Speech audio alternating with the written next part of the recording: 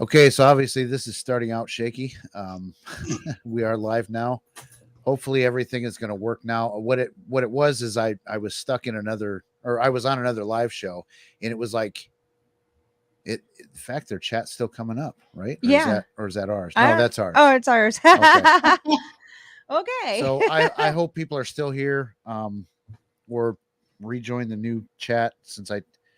How do we post the link now? Boy, this is starting out professional. This is fantastic. It's because I'm here, Jeff. That's no, it's I got thrown off, and now I'm like, oh crap, what do I do? It wouldn't let me leave the other. So okay, David. I mean, I don't know if you guys are all actually in here or okay. There's Fantastique. She's in here. Josh is here. Cool. Okay. We had a little malfunction of audio. It kept us in a live that we were on, and now we're back up. I have done this before, everybody. I promise you. We want to welcome Jen Rose tonight with us too. We really got to talk about the difference between YouTube paranormal and residential case stuff, because I'm getting a lot of hate on that Paranormal Nightmares TV video, and I honestly think I don't think people are watching the whole thing. I think that's one of the issues. Either. No. I don't think they're watching it really getting through the entire thing. I think they're just making their comments based on the fact that they like that particular team. Yep. Because they've been doing this for a while and it's entertaining, but that doesn't mean anything. Right. I wouldn't turn these guys loose in a residential investigation ever. No. And it's especially in one. I got to say some hi to some people because we got a lot of people in here. Hey, Crow, Sarah G, a lot of these people. And I want to thank Crow for posting the link to this live show, at the end of his and talking us up and all that other stuff. I got to sit in with Side Eye Guy today, which was pretty cool. And then, some other people that I haven't met before. And we're getting a lot of those people coming over and checking us out. So, I appreciate all of you guys for stopping in and checking us out. Yeah, I didn't mean to cut you off. I got flustered because of the way this thing started. No, you're fine. You're fine. I mean, I'm here because I got real vocal in your comments. So, because it really pissed me off. That one did. It's like I said, it's real frustrating. And the thing, like I put together long form videos. Like if you want to get my point, you have to watch the whole thing. Right. And that one was a two-parter. And my world has been opened up to the YouTube side of things, in the last few months.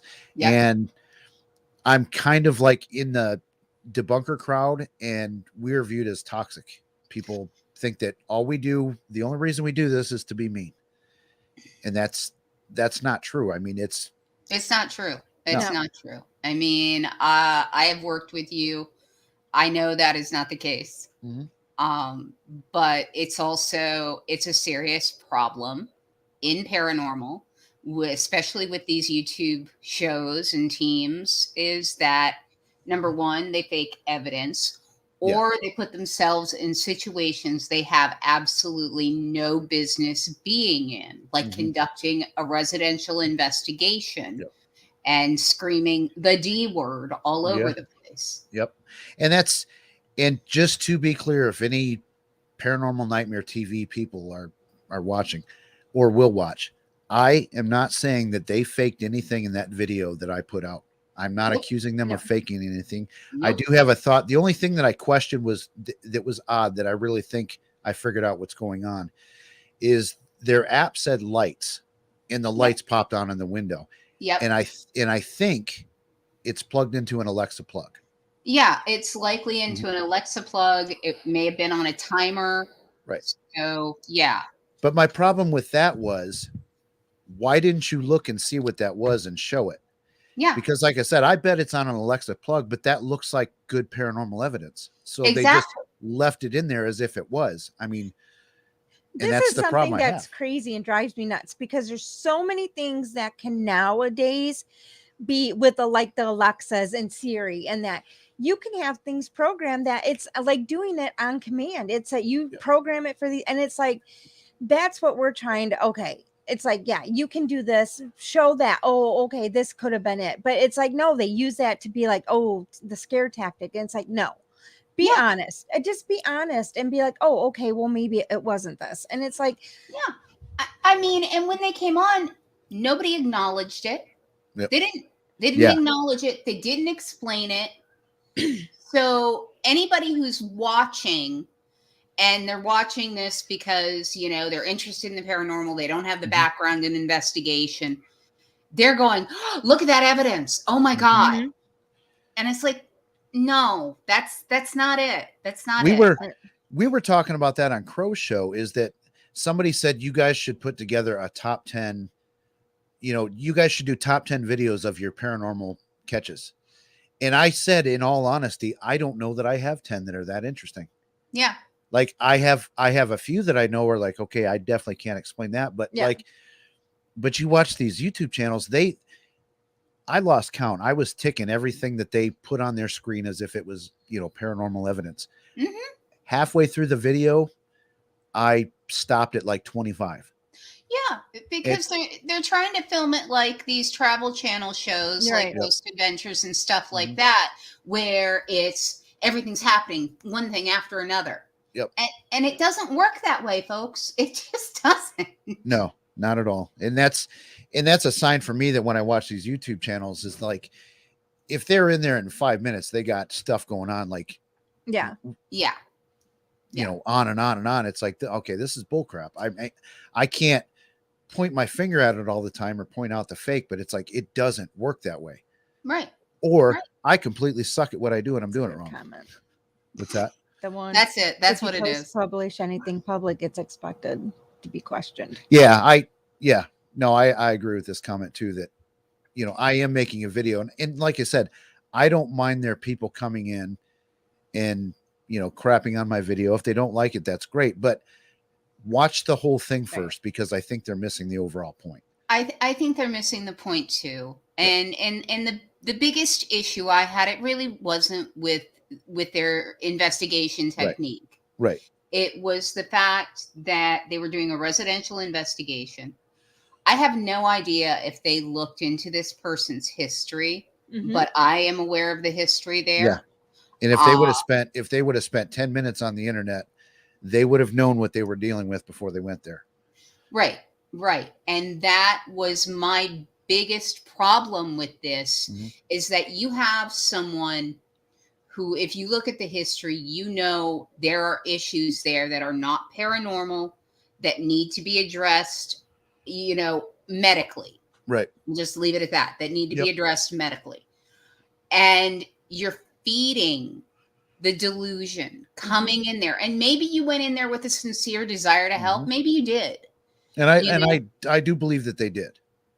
But what they were doing wasn't helping. Right. I mean, because there was no, you know, questioning of, okay, why do you believe this is what it is? You know, have you had an evaluation? You know, a psychological evaluation. Is there anything else going on that may feed into this? Yeah. I mean, none of it. And I mean, if they did it, then come let people know. Yeah, we did do that before. Yep, so. Exactly. So, Smack, just an overview. We are talking about the 2 Paranormal Nightmares videos that I did, and discussing like true residential casework versus what you see on YouTube, because Jen and Dana, you guys both know that we've got clients that we've spent over a year with. I mean, one of my first cases in the foundation, it was about a year before there was resolution. And you've got to stick with these people until there's resolution. You can't just go.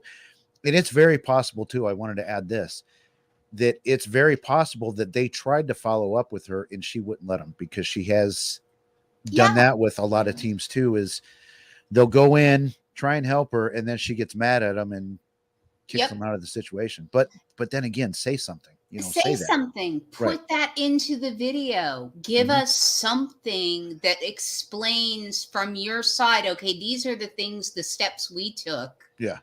And so that's the whole thing. And I it just bothers me the way it was done. Yeah. Because now we're going to start to see more and more people do this. Mm-hmm.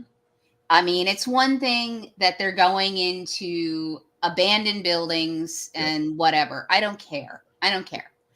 But when you're involving real people, this is somebody's life you're messing with. And you can cause a whole lot of damage. Whole lot of damage. And I know I said it in the video, but then again, I don't think people saw it, that I followed this person for 2 years. She has had team after team after team come in there and just add to her thought that she is possessed because all these teams are capturing all this evidence. It's like a spirit box phrase is not evidence. No, like, it's not. You can't use that in residential casework. You have to use, I mean, you got to have a Class A EVP come right up to your recorder and talk to it. Absolutely. You know, I mean, there's and we're talking about countless hours of time in there.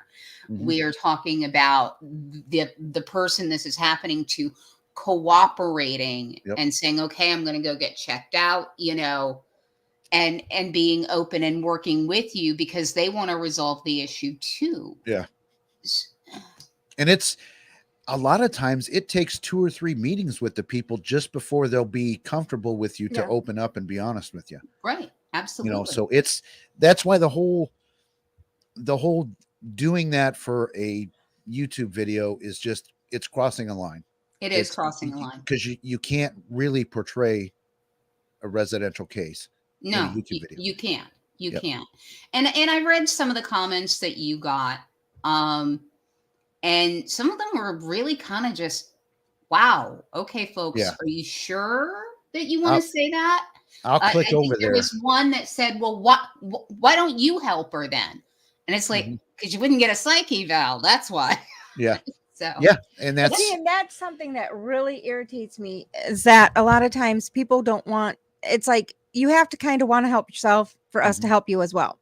Absolutely. And it's like when you have groups go in there and that they're like, they don't even let these people know you have to want to help yourself for us to help you. If you don't, then we're not going to be able to help you. And that is so huge because that's where a lot of this psych stuff comes. I mean, we had a case that we tried to explain to the person because of the medication she was on that we seriously think she needed to talk to her doctor because we thought that was some of the issues. And she flat route, don't ever come back to me. It's like, well, okay. So, I mean, and at that point, I mean, what can you do? Yeah. But they have to be willing to help themselves. Exactly. And understand that, all right, if everything is valid and okay, you've got a haunting, you've got paranormal activity going on. Yes, we can do a cleansing. But if you don't maintain, if you don't change what may be attracting some of that, because I can guarantee you 98.9% of the time, there's stuff going on that's attracting that. Yeah. Yeah. And if you don't address any of that, it's pointless. It's clients. A lot of times the clients think that we can just come in, wave a magic wand, and it's done. Their shit's gone and we're good. I mean, we can sit there and we tell them we will give you the steps to what you need to do. But if you don't follow through and and you can set your intentions, if you don't set that intention of wanting to help yourself, it's not going to work. And we've actually had a case where we've said, do you actually believe what you're doing when you cleanse your house? And they're like, no. It's like, well, there you go. That's why it's not going to work. It's not going to happen. Let me just address Ian's question here. And guys, I am sorry. This is more comments than I'm used to getting. So I don't have my computer over here, so I can't see them very well. But I mean, maybe this isn't a classic real definition. What I consider a Class A is just something that you can clearly hear that there's a voice and you can hear what it's saying. Everybody says that it's saying that same thing. I consider that a Class A because a lot of times you'll play some of these other ones and it's like 5 different people listen to it. Maybe 3 of them hear it and they all hear something different. You know, that's not a Class A EVP. So no. Let's see what else. Could figures not be? Maisie Rose in there has an interesting question. Is it this one? Yeah. Okay. Could fakers not be opening themselves up to being sued when they're not capable of doing? That's a real interesting question because I don't know. I don't think I've ever heard of a case where a paranormal investigator has been sued. I don't think that, and I understand you're in Scotland, Maisie, and nice last name, by the way. Love it. We're probably cousins.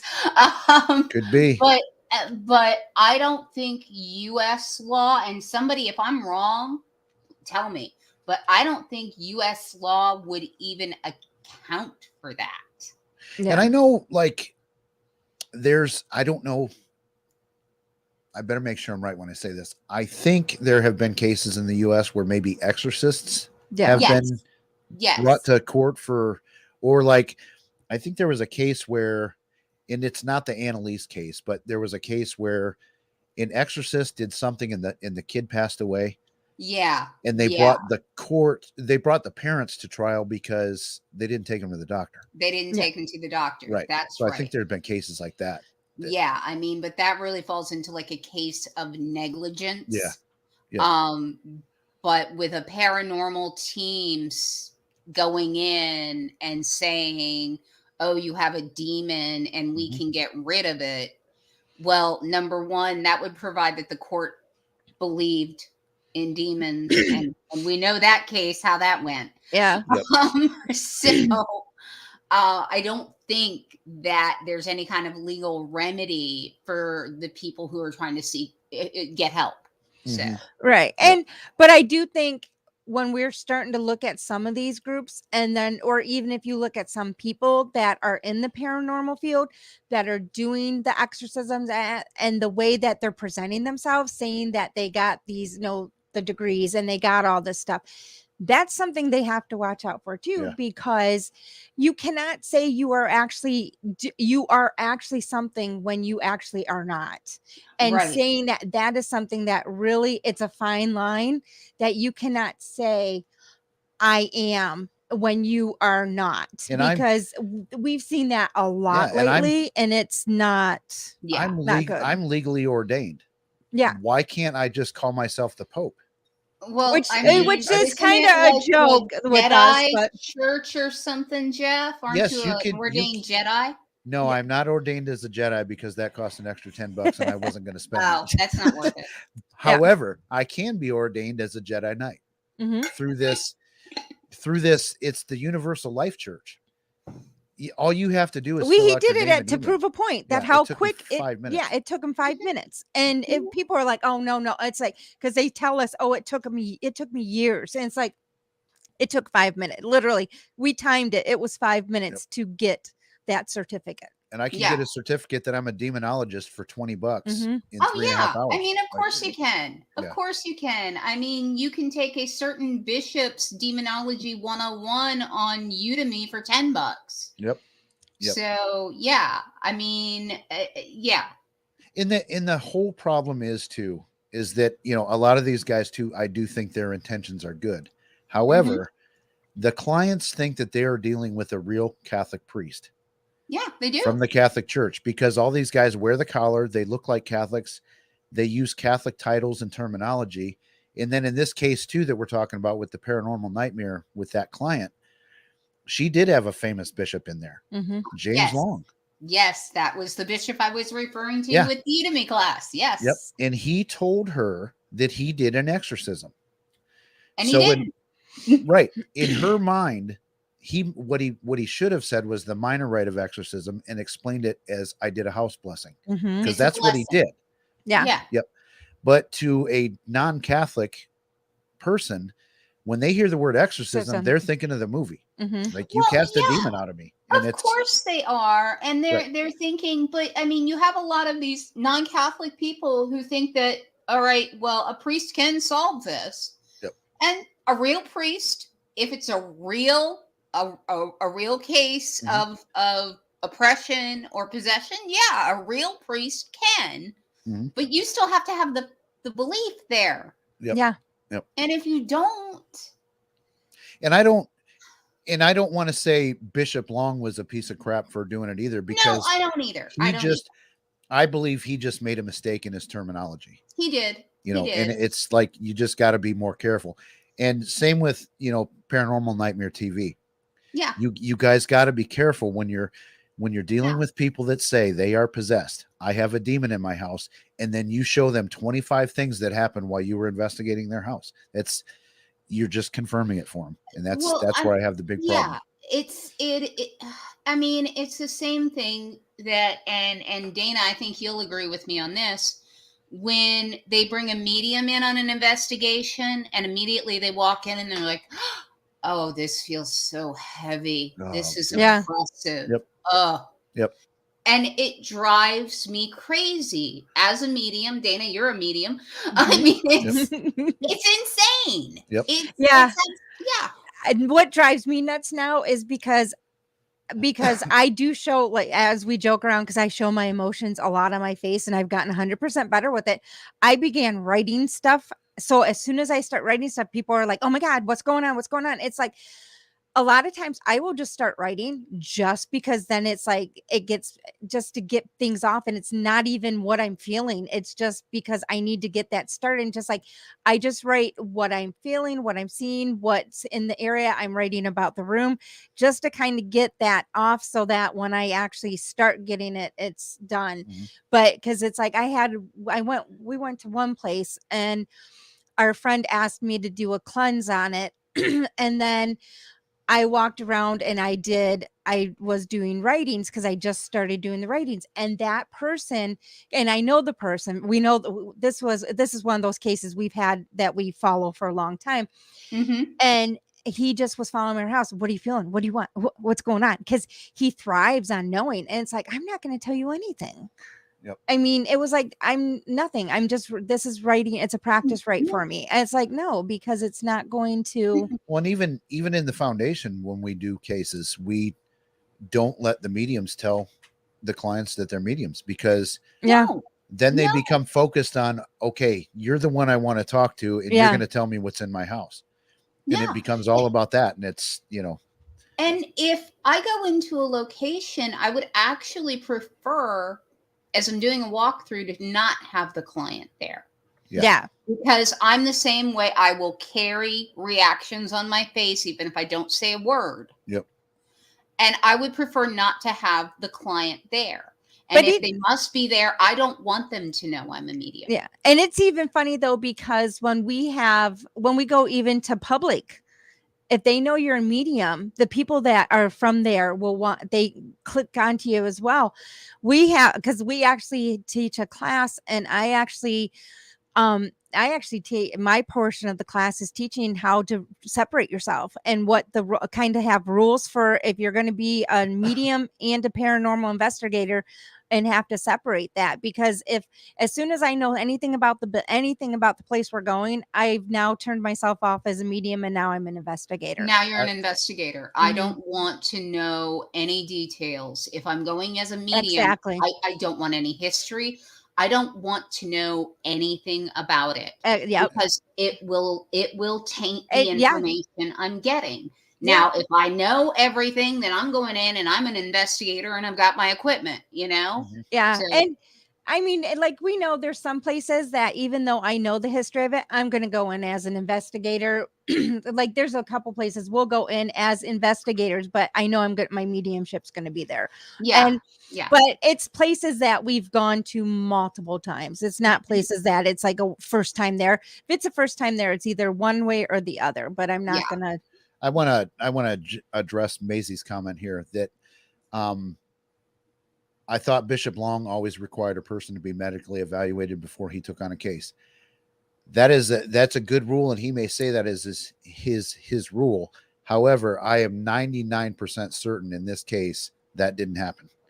Yeah. Because when we asked for one, she would have said, "I just had one done. Here you go." But it wasn't that. It was pushback. It was Didn't she flat out refuse to? She did an online one, Mm-hmm.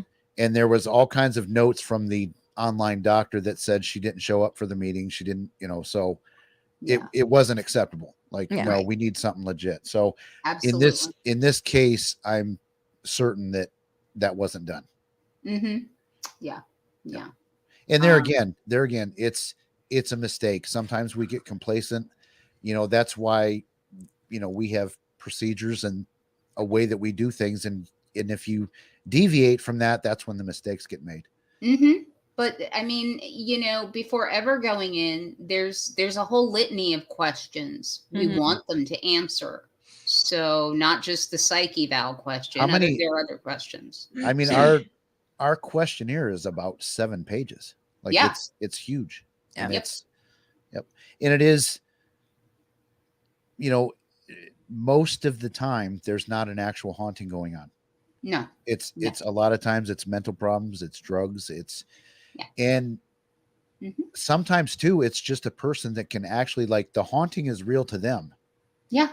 but there's no way I can catch evidence of it because it's like, it's in your head, Mhm. It's in and their head. but it's very real to them. They're not It is. making it up, they're not faking things, they're just sharing their experiences, and Mhm. they're very, very scared.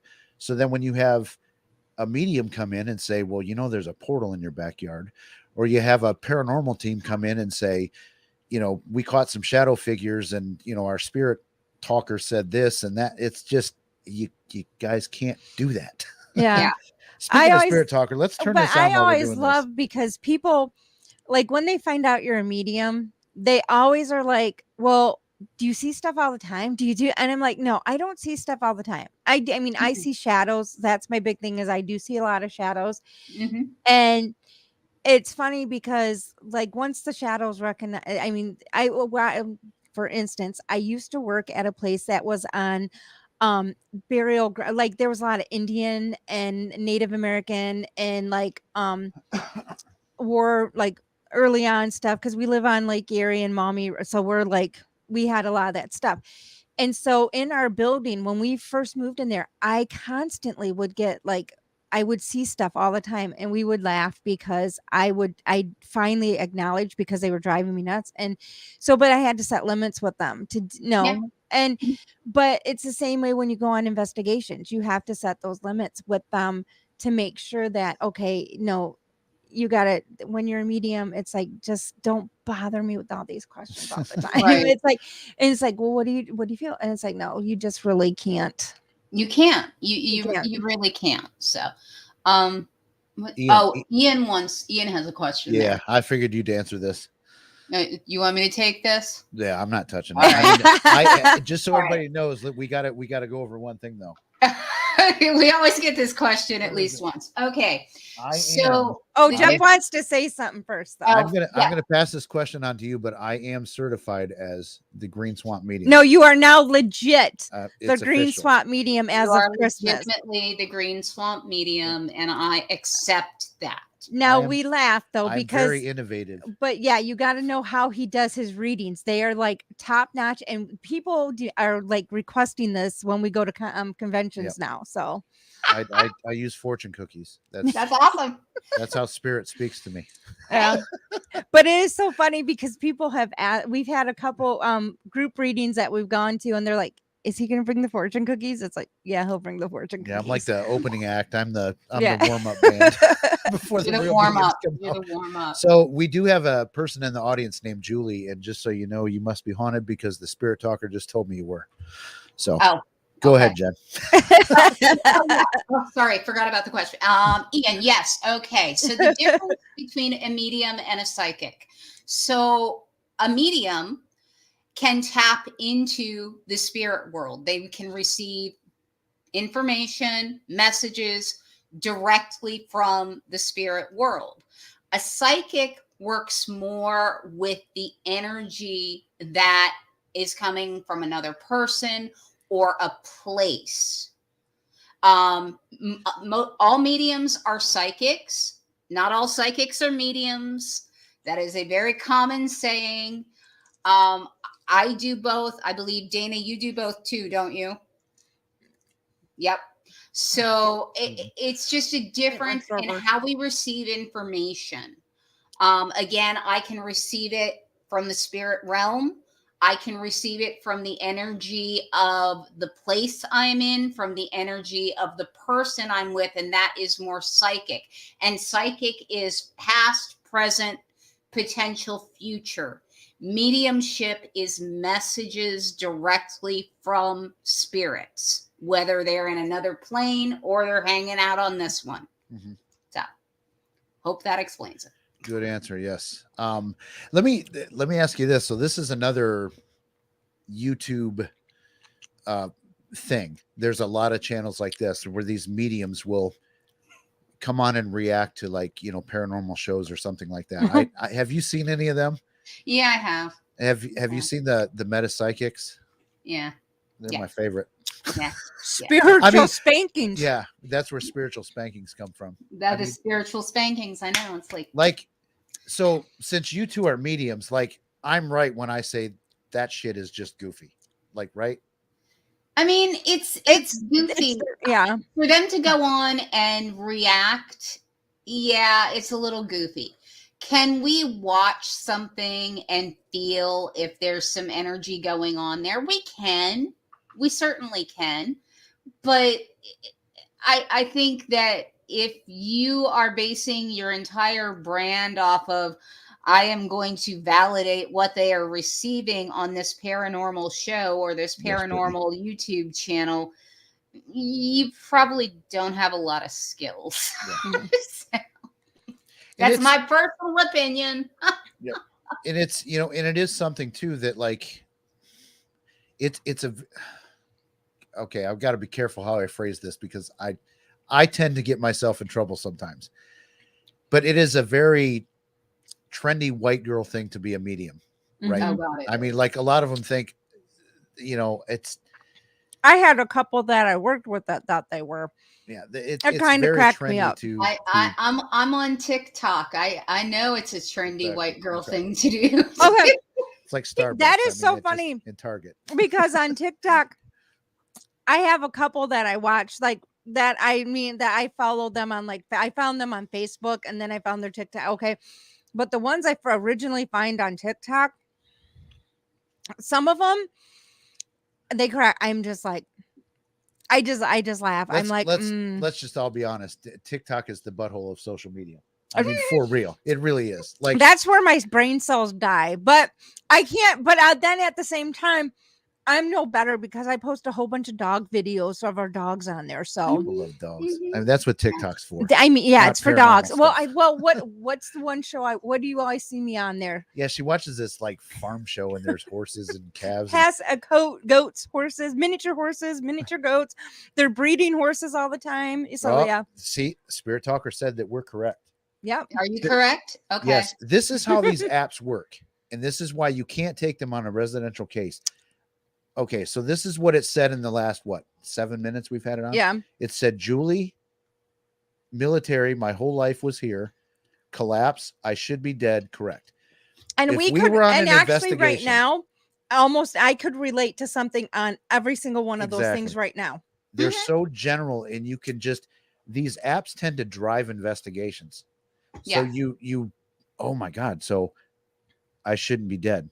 I mean, or... Yeah. What we said, as soon as we said what we said, it said correct. The apps, the SLS cameras, which drive me nuts, because I mean, actually, you did it in the paranormal court. Yeah. But and a really good explanation. Go watch that latest video if you haven't. Yeah, Kenny Biddle is fantastic. I don't know if you follow him, but he is. Yeah, he is the shit when it comes to real scientific and real equipment breakdown videos. He is right, and it's just, you cannot use this in an investigation unless you have a completely clear space, because a piece of furniture, you're gonna get a little green stick figure there. Yep. You are. If there is anything in that room, you're gonna get a stick figure. Well, it's funny because Jeff and one of his friends that he used to ghost hunt with, they actually did it with a lamp. Yeah, I put out an SLS debunk video years before I even really started on YouTube. And it was so funny because it's like, wow. I mean, I think that's kind of when I turned a little bit on and it was like, yeah, It was I'm you could, all you had to do was move the camera and it created that figure. It created that figure. Right. It does. It does. It creates that figure. My husband is a techie. He's a skeptic, complete 100% skeptic. But when he saw the SLS camera on some of the paranormal shows, he's like, "All right, I'm going to tell you why this is BS." Yep. And he was right, and it's the same explanation that what Kenny Biddle gives. So yeah. Yep. And two, when the SLS came out, and the thing is, when these people make these SLS cameras, they want the older generation cameras. Yeah. Because it was a software flaw. Yep. The gamers were like pissed off because like, hey, this thing's picking up shit that's not here. Like, they were really upset about it. And, so some of the newer ones don't pick up as much. They don't have false positives as much as like the older ones. So, a lot of these guys seek out about the dowsing rods. The first time I ever saw them, I'm like, are you serious? I mean, literally this, and I think this was the first time we actually went to a public ghost hunt together. And I saw somebody using them. I'm like, are they freaking okay? Yeah. No, they do. Like, Public ghost I was like, why would you? I'm like, that is so not here's accurate. What are we all made up of? Energy. Yeah. So if I'm holding these, I'm conducting that whether I'm consciously doing it or not. Yep. But even if you just sway your body a little bit, you're going to move them. Even if you're like, your hands are sweaty, or even if you tense them, if your hands shake. Yeah. It's shake. Like, so yeah.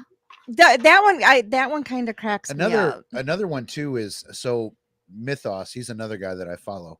He did a video on Ouija boards, and what he did was he tied, it was like 5 or 6 just cards, not playing cards, they weren't that big, to the planchette. So that like he proved that like if the planchette is moving on its own, the cards are going to come back to you. If you're pushing it, the cards are going to show that you're pushing it. You know what I mean? So I mean,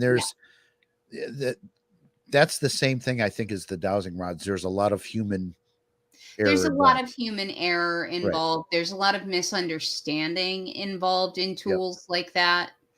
Take a recorder. Just take a recorder.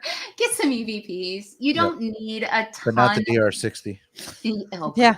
No. Yeah, the $2,000 recorder that is flawed and everybody wants one.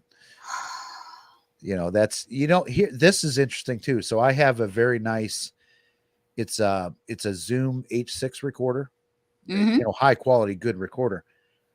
I haven't caught an EVP on that yet because it's good quality. It's good quality. The lower quality recorders that you get. So like if I were to catch one on that, I would say, okay, this is pretty valid because it's on this recorder. A lot of the more inexpensive recorders have flaws and things that they do that make you sound like you're catching EVPs. Do you know what I've caught EVPs on? Tape recorder on tape. Oh, yeah. Yeah. Yep. I still got a couple buddies that do that. They'll bring out the tape recorder. And we even got one, Butch brings out the VHS video camera. Oh, there you go. He set that up every damn investigation we do. And as soon as he gets there, boom, it's on. And he just. Well, the thing is, using digital cameras, especially the new digital cameras, they all correct the photo. Yeah. So even if there was something there, they're going to correct it right out of it. So, yeah. See you, Josh. It's funny because I actually have one of the older digital cameras, and I was going to get rid of it, and I'm like, no, I think I'm going to keep it. So it's in my bag, my paranormal bag. It's in there because I'm like, if I use it, I use it. Just because I'm like, we might catch something on there because we're not going to catch it on anything else. My favorite one though is always when people have the iPhones, because it seems to be more on iPhones, and when they take the picture and they see the green dot in the picture, we literally had somebody on vacation, and they were like in the Cayman Islands or somewhere, and they go, oh my God, this thing is following us around everywhere we go. It's appearing. And I'm like, I hate to tell you this, but it's actually your camera doing it. And And they're like, no, it's because it's here. It's here. It's here. It's not always in the same spot. I'm like, I'm telling you. And these people It's want to in beat your, I you said, up. go take a Like, picture in the light and it will show up. And they were like, oh, and they were so mad at me. I was like, I'm yeah, sorry. these people want to fight. Like if you don't say, oh yeah, that's a demon that you caught on camera, like they want to fight you. Like it's crazy. I know they do. Yep. I know. And Yep. it's unfortunate because we do this because number one, we want to know. We want to find out what is going on. Number two, we want to help people who really are being plagued by something and help them figure this out. More proof that this app is correct. When you said the word help, it said, would you help? I will help. We got it. We got a damn ghost here, people. I mean, the spirit talker doesn't lie.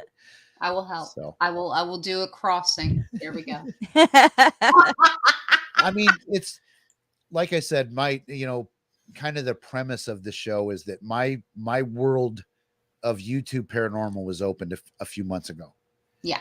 And it's completely different than real residential stuff. And there's a big difference. We see people get affected. The case that we're talking about with the Paranormal Nightmares, that video that they did that I talked about, they damaged her. They didn't help her. No, they I'm not saying they meant to. I'm not saying they did it on purpose, but they did damage to her. They caused harm. Yep. They caused harm. And that one was just pointed out because they made a video about it. But we see it every stinking day. Yeah. It's and that's one thing that, as foundation members, we're trying to stop this. This has to stop. You people got to stop going in there with your apps, because like we've shown 3 times tonight where this app applies to what we're talking about. But it's not paranormal. It's just, I don't know why, but it did. And all the apps, every single one of them says this is for entertainment purposes only. Actually, Spirit Talker, I think like that, the maker of that app really backs it up, and he does not say it's for entertainment. Interesting. Okay. Yeah, he actually, him and Joe Vitale from Entity 7 Paranormal, they had some words about that app. And that guy really went at him for saying that, what the maker of the app did a video about him, and it wasn't nice. He truly believes that this app is legit and real and not for entertainment. So, right. I mean, now some of the other ones that you can program words and phrases into, they do say entertainment. I think GhostTube might, because I downloaded that one too. And GhostTube might. And GhostTube has like the SLS too, and the phone SLS, and I mean I had little green stick figures all over my house when I tried that. I'm like, really? All right. Are we not seeing the Facebook chat? Because I'm getting all these notifications from the Meta thing. Hold on, let me go on. We our may Facebook. not be seeing the Facebook chat. Is it? I don't know. It's weird. I'm going on there. Again, I'm just going to address the people in the comments. Like, I apologize. This is the most people that I've had in here, like, doing a live. So, no, this is cool. I am bad with the hitting up the So, if you guys have any questions, ask them. We're all about taking questions. I know there was another medium related question up here somewhere. I got to find it. Ian, I don't think Kenny was on last night. And I'm probably not going to find that. Okay, here we go.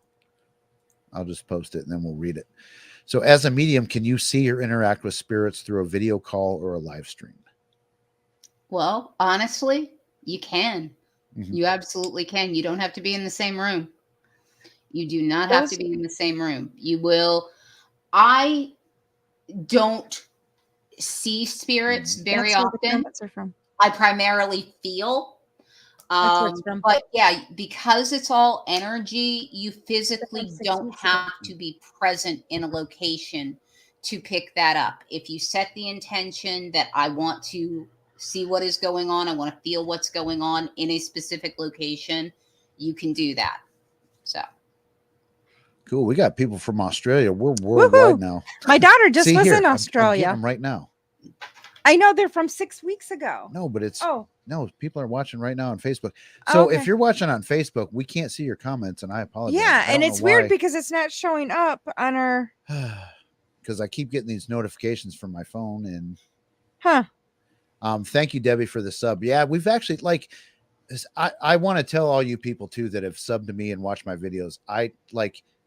I'm very small, but I appreciate every one of you. Like when I hit 500 subs the other day, in the world of YouTube, that's nothing. To me, that was like huge. Like Yeah. in some of these videos, the first video that hit 1,000 views, I was like, holy shit, I've made it, you know. but there's guys that get 1,000 views in 20 minutes, you know. But to me, like that's like, and I'm not doing it for likes and views and things like that, but I do want people to watch. Why spend 20 hours making a freaking video and not be happy that people are watching it? You know what I'm Right, saying? absolutely. And it's good to be happy about that. And you want to educate Mhm. people. That's the big difference, is Right. that you want them to understand and not just buy into everything they're watching on YouTube or Travel Channel or Discovery Plus, hook, line, and Right. sinker. Because a lot of it is just, it's BS. Yep. It's total BS. Yep. And that's the thing, you know, I do some videos, I do like the paranormal court today. That was all comedy. That was funny. I don't hate those people. I don't, but their channel's a bit ridiculous. So we got to have some fun sometimes. Did you see my comment? Did you see my comment I don't on that think I video? did. I Oh don't my think I gosh. did. I said, you know, that any YouTube faker who wants to hire me to randomly scream in their video, they can Yeah. contact my PR Yeah. company. Yep. Yeah, so we got to have some comedy because we got to have fun. We're not, Yes. you know, but we do have to be serious sometimes.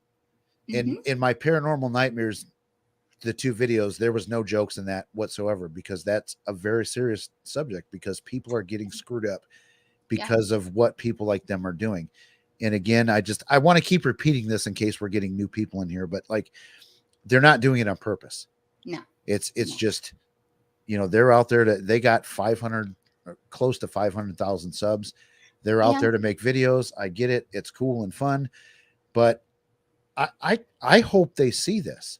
I hope they do too. I mean, I would love it if they'd talk to you, Joe. I would love to do a live with them, have a conversation about, okay, these are my issues with what you did. I would love to do that. And I said in one of the videos, if they can tell me that I'm wrong, I will record that. We'll recut the video. I'll put it at the very beginning of it. Yeah. And I'll say, hey, I was wrong. Yeah. You know, but so if anybody out there knows them, and I know there was a couple people in the comments that said that they do, let them know what's up. I mean, I would love to discuss this with them. Absolutely. Absolutely. Because I honestly don't believe they went in there with any ill intent or anything like that. Yep. So, yeah. And that's why I wanted to do this show, because people are saying that was my goal. No. One guy called me a twat. One guy said I need money. Like some of the comments, those you just blow off. But like I said, you know, I don't. A lot of the comments I feel came from people that didn't watch the whole thing, and it's meant to be viewed in its entirety. So, I am glad that Maisie Rose likes my cooking with Dana. Maisie likes the cooking with Dana. I like that one too. I like that one too. I love you the chopping, and there's the comments. Well, and this is what's funny, because a lot of people don't realize, because I mean, a lot of the stuff Jeff does, it takes a lot of time. And so he's usually in one part of the house, I'm in the other part of the house. Yeah, a lot of time. Because sometimes I even get on him for it.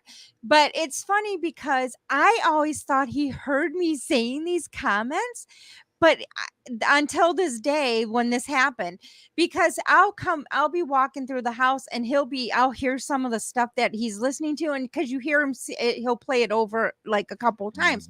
And I'm like, seriously? And I mean, I just will start talking about it and just like, blah, blah, blah, and just going on about it. And then I'll just go on my way. And I might even just be walking and continually talking to myself and just saying what stupidity and whatever.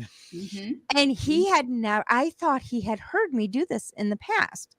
and he's never heard it. And so he was like, wait, this is hilarious. And I'm like, you've never heard me? I'm like, I do this all the time. And he goes, yeah, no, this is the first time. So that's how it became the Cooking with Dana, because I happened just to be cooking that day when he did that one. But well, we need more videos like that, because that was hilarious. But then then the next one was, he's just asking me a random, he goes, Dana, what's a spiritual spank? I'm like, oh, what? And I'm like, because I'll be in the other room, and so now I'm learning he's doing that, and it's like, it's fine, because to get my reaction, but he's usually mic'd up somewhere and like, hey, Dana, and I'm like, what? And he's like, and he'll ask, I'm like, what? And we okay, don't be embarrassed. We came up with a new show idea today. This was because I said, well, sometimes I'll be going to the bathroom, or sometimes I'll be going to the bedroom and something. So this is his new one that he thought was quite funny. The bathroom is within earshot of me doing what I do for her if she's in the bathroom. So I think we should do a show called Pooping with Dana. Because she sits in there on the toilet and makes the comments. So I don't know. How much you want to bet that would get you 1 million subscribers? I know, right? It's like, and it's so funny because a lot of times when I am doing my little chatter, I am in the bathroom, because I like literally, like, where I'm sitting, you can see our bathroom from right here.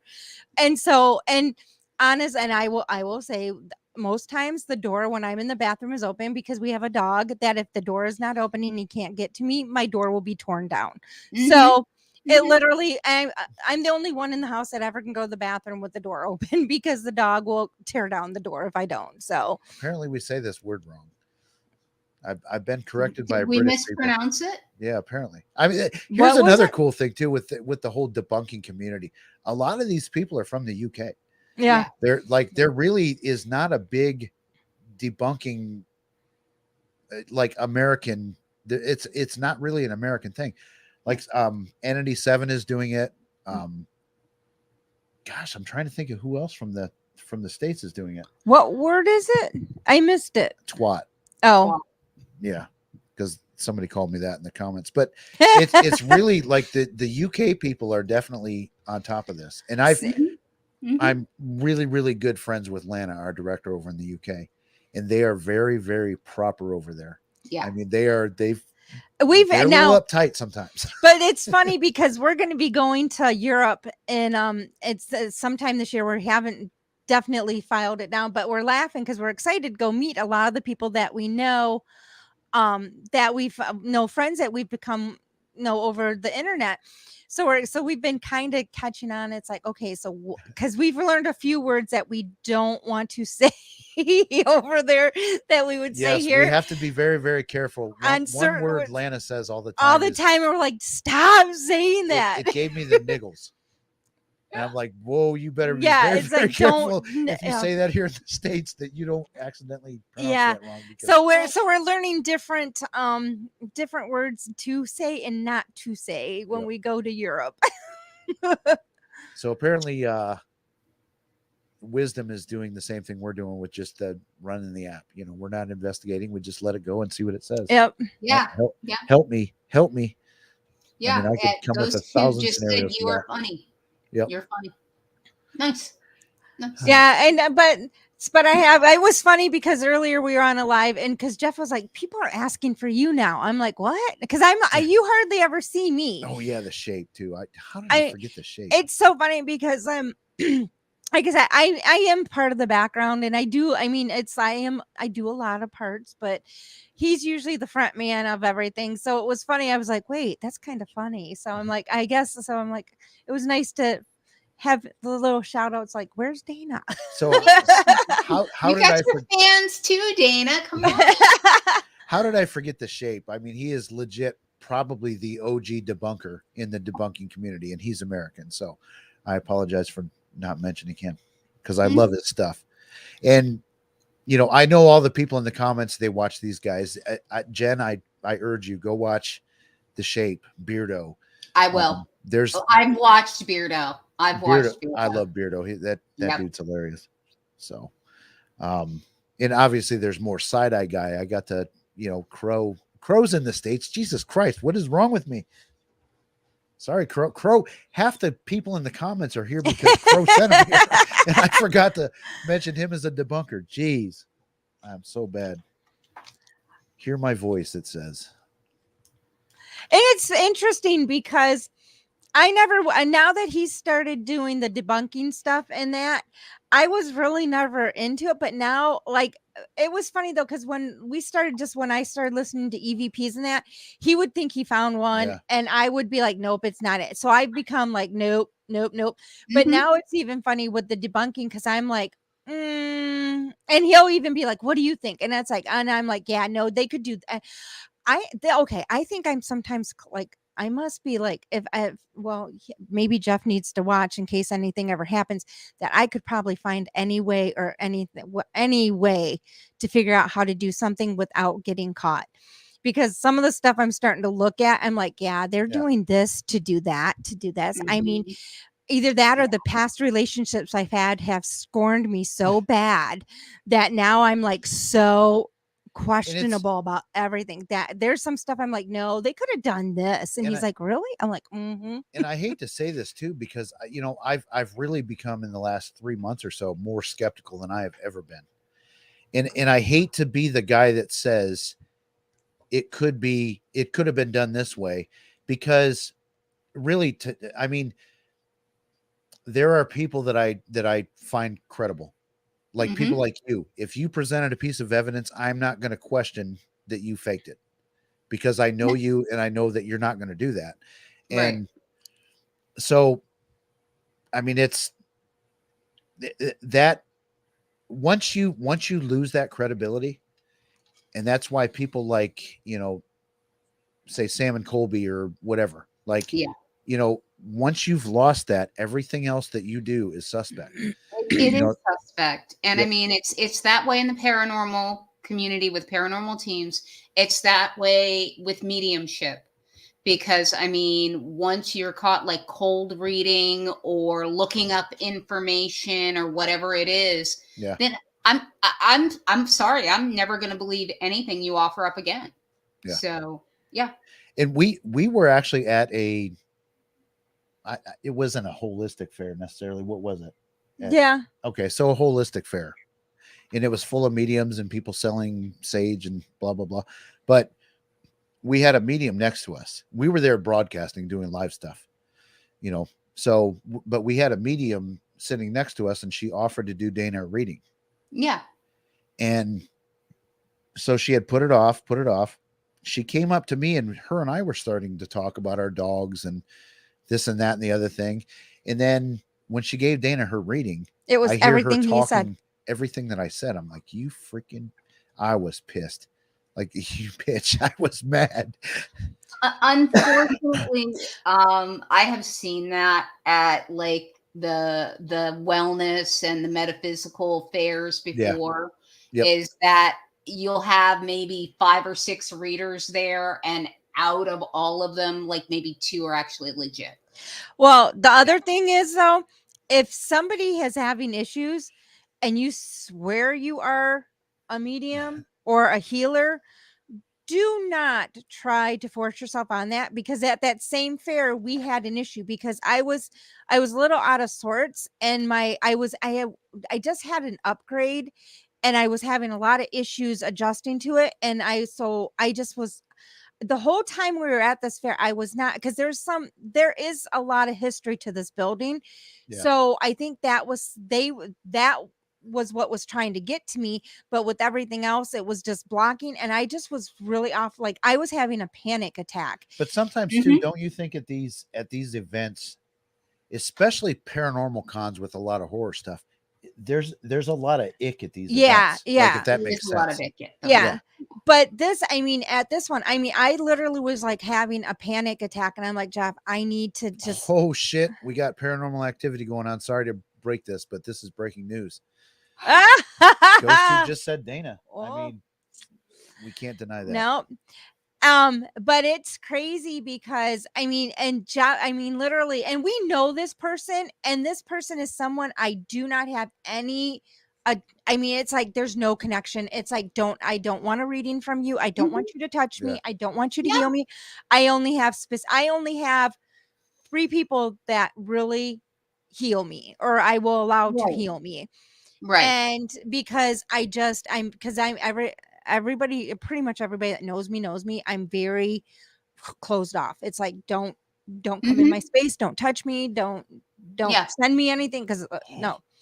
And it is so crazy because this person, I mean, we had told him numerous times, no, I'm fine. Just let me go. Yeah, like I had to jump in his face and be like, And say, dude, get back the off of fuck her. off. And it's like, so it's like people have to realize you can't, Yep. you can't do that either. You can't force yourself, even, and this is paranormal investigators, mediums, doesn't matter. You can't force yourself on people. Here's the other thing is that when you're a medium and you practice as one, you know, you're a professional medium, you know, if you are a good medium, that you're not going to vibe with every client who sits for you. Exactly. And it could be your energy just doesn't mesh. Yes, and that's exactly it. It doesn't mean that I'm a bad medium. It just means that I'm not the medium for you. Mm-hmm. And that's cool. And Jeff will even vouch. I mean, there's some people, it's like their juju ain't just fixing. No. Well, even so, you know, I haven't really said this much in front of the debunking community, but I'm going to out myself. But I have to explain it a little bit. So I am a member of the Warren Legacy Foundation. That we are not affiliated with Nesper. We're a completely different thing. Our goal is to help people that have paranormal issues. So if you don't like Ed and Lorraine or believe in all that other stuff, like I don't know what to tell you. That's not why I do this. I do this to help people. So, yeah. but I am a member of the foundation. Yeah, as am I. Yep, and I am too. But transparency. Yeah, but at the same time, this is totally different. Yeah. Than that. And some people don't, but I mean, a lot of people don't understand that just because we are part of the Warren Legacy Foundation doesn't mean that everything we do is that. This is us. I mean, trust this me, is all us. Do this not is affiliate not, this live show with the Warren Foundation because nope, there's probably people like, oh shit. Yeah, no, and I'm it's not this right now. But even like when we go to shows, it's not, we're not promoting. We represent us. We're representing Boo Productions Paranormal Toledo, and then our kind of side company of Boo Productions Paranormal. What is it? I can't. Boo Productions. Custom Toledo. merchandise. That one just so that one gets me thrown off, but Boo is everywhere. Yeah, Boo, but everything is based on Boo. So anything we do is we don't promote anything. We might say, oh yeah, we're part of Warren Legacy Foundation, but it's not what we're promoting. We're promoting Boo. And it's the same with me because if I do events, I'm Jennifer Rose Medium. Yep. I don't promote the foundation at all. I mean, if somebody asks, I'm like, oh yeah, I'm a part of it. Yeah. But I don't promote it. That's not what my business is. I have a business as a medium. So, you know, and that's my business. And honestly, when you were doing this topic, I made that comment. I'm like, oh, you're doing that. I want to come on because I have things to say. Yep. And we do have to separate it because, you know, as foundation members, we try and keep that a little cleaner than what this dirty show is with the F word and all that other stuff. You know, like I don't want to say it's a dirty show. It said Dana again. It said Dana again. Okay. Holy shit, that dude's app. Maybe I got the wrong app. God. What is yours saying? What Mine's app saying all kinds of stuff. Wisdom, what app are you using? I think he said he was using GhostTube. Is he using GhostTube? Yeah, I think so. Okay. Yeah, but that's something that really a lot of people need to realize that we do. And I think sometimes like people always want us, but it's like, no, it's separate. Yeah. I definitely want to address this. It does seem like some debunkers look at the Warren somewhat skeptically. And I'm going to be 1000% honest here. Kenny Biddle. So there's some famous photographs from the Amityville house. The one with the boy, the ghost boy that's caught in that room. Kenny Biddle did a video on that like, dude, you're right. Yeah. That's not a ghost boy. That is their assistant. And I guess as a Warren Foundation member, I don't want to think that they faked it. Or I don't want to think that Ed knew that photo was faked. I want to think that publicist did that to get, Yeah. a boost in their publicity, because clearly that guy knew that the camera was taking time photos. Yeah. And Every- he had to have known the timing Right. of, and because he was when- the only yeah. one on the floor. He knew that camera was up there. He was the only one there. And I think he knew that, and he faked it. Mhm. That's Mhm. Chris. Okay, I'm trying to be careful again. Chris disagrees with me, but he hasn't watched this video, and Kenny Biddle lays that out like, Yeah. dude, you're right. Like, that photo is not, it's not a ghost boy. But then again, you have to sometimes agree to disagree. And it's like, okay, Mhm. even though we are part of Warren Legacy Foundation, some of the things they may have done, we may not agree on. Yeah. And we may not have been like, and we may question, but that Mhm. doesn't make it's okay to not always agree Yeah, and and learn from it. it doesn't change the mission of the foundation. Exactly. That's point And number that one is right there. the mission of the foundation is why I think we are all a part of the foundation. Yep. And some people I don't, because we don't publicly say, well, we've done 250 cases.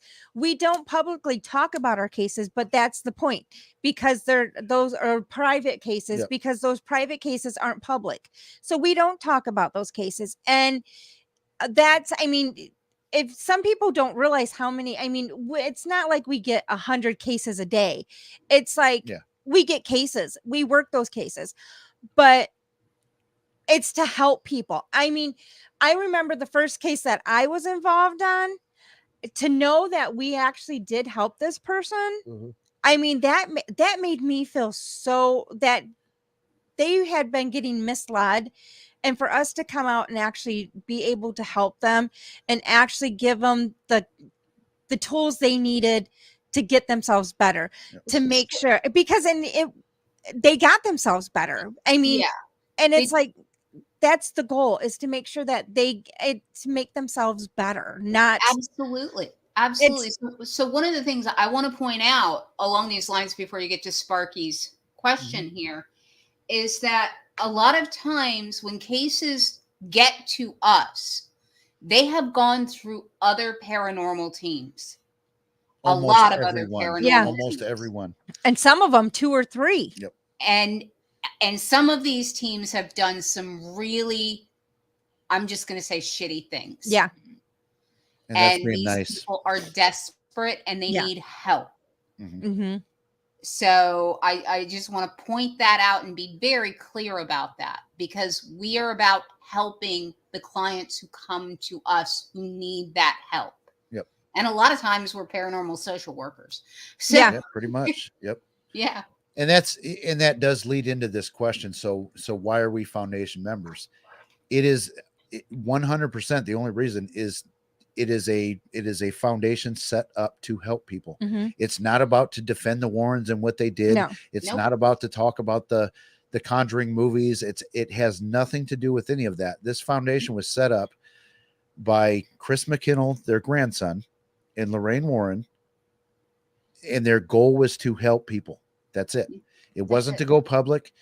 Client anonymity is super important. It's a number one priority. Mm-hmm. Like, we don't share what we do. We don't publicize it. It's to help people, because people do need help. Yeah. We see it all the time. There's people have legitimate issues. I think whether they're paranormal or not. I think the one that really got us to do this is that we had seen a case where people were being charged to help them. And then we actually met up with Chris and Joe, and because that's how we started getting involved with the Warren Foundation. And the more we learned, it's like, this is something we want to do. We want to help people. We just don't want to go on ghost hunts. We literally want to help people. And so that's why we got into the foundation, was to help people. Like I said, the general public does not know how many private cases that we deal with. And some private cases, it might just be 2-3 meetings and then you're done. Some of them are longer. It just depends on go are a ongoing. year or Yeah, more. more. Yeah. It just depends on the case and what help is needed and the steps, and if if the person is going to be willing to stay, help themselves as we're helping them, or if it's someone that's not going to not help us. I mean, and then there are times when it's like, okay, if you're not, I mean, you do have to say, okay, this is as much as we can do for you, Yeah. if you're not going to do any more. Yeah. And sometimes people, then that person's like, well, you're not going to help me, just like everybody Yeah, else. so And it's like, well, no, we're not. We want you to get better. There are bad clients. Yeah, we've all had them too. I know, well, you know of one that, because the only reason I was there is because I was in the back. I said, you get off that call. I'm like, no, do not take this. Yeah, Do not take this case. And which is funny that it was ironically you that was the other person with that. Yeah. But Yeah. but I mean, I was like, do not take that case, because I mean, this was a crazy call. This guy was looking to dish off his bad juju onto anybody and everybody, and this it was guy like, liked to conjure up shit. Yeah. And he was looking for people to dish it off on. And because Jen, he basically conjured something he couldn't control. I think it was funny. Jeff probably laughed, because that was probably the fastest I've ever come out. Because usually if I get a vibe, I'll come running out here. I'll be like, hey, don't do this. And hold on, we got to switch because Jeff's got to take a potty break. Yep. This is my union break. I get one. It's a rule. So I'll scoot over here.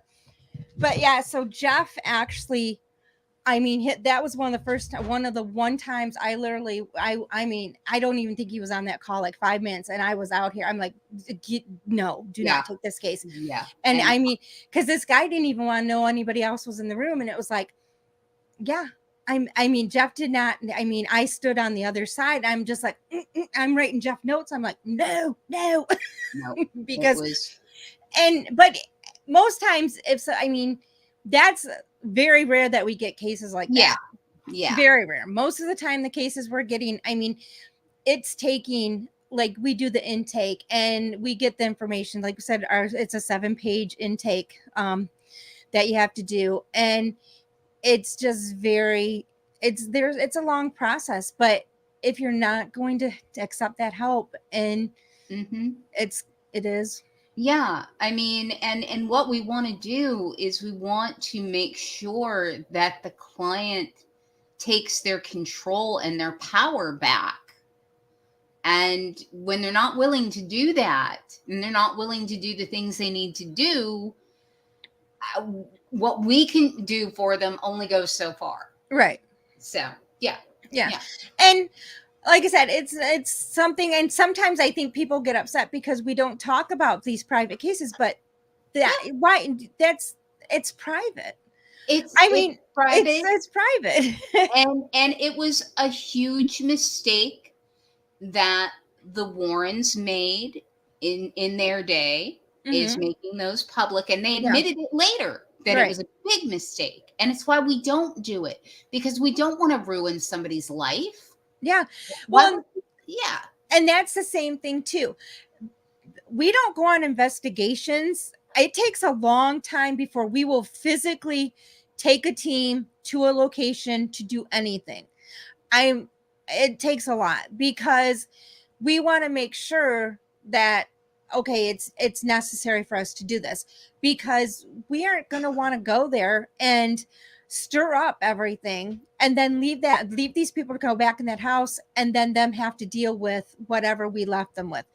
Right. We don't do that. So that, I mean, it has to be very, very far for us to go to do that, to actually go to a location. Right. Musical chairs. Sorry. This is what happens when you have a small house. Yeah, if you guys saw the space that I have to work with.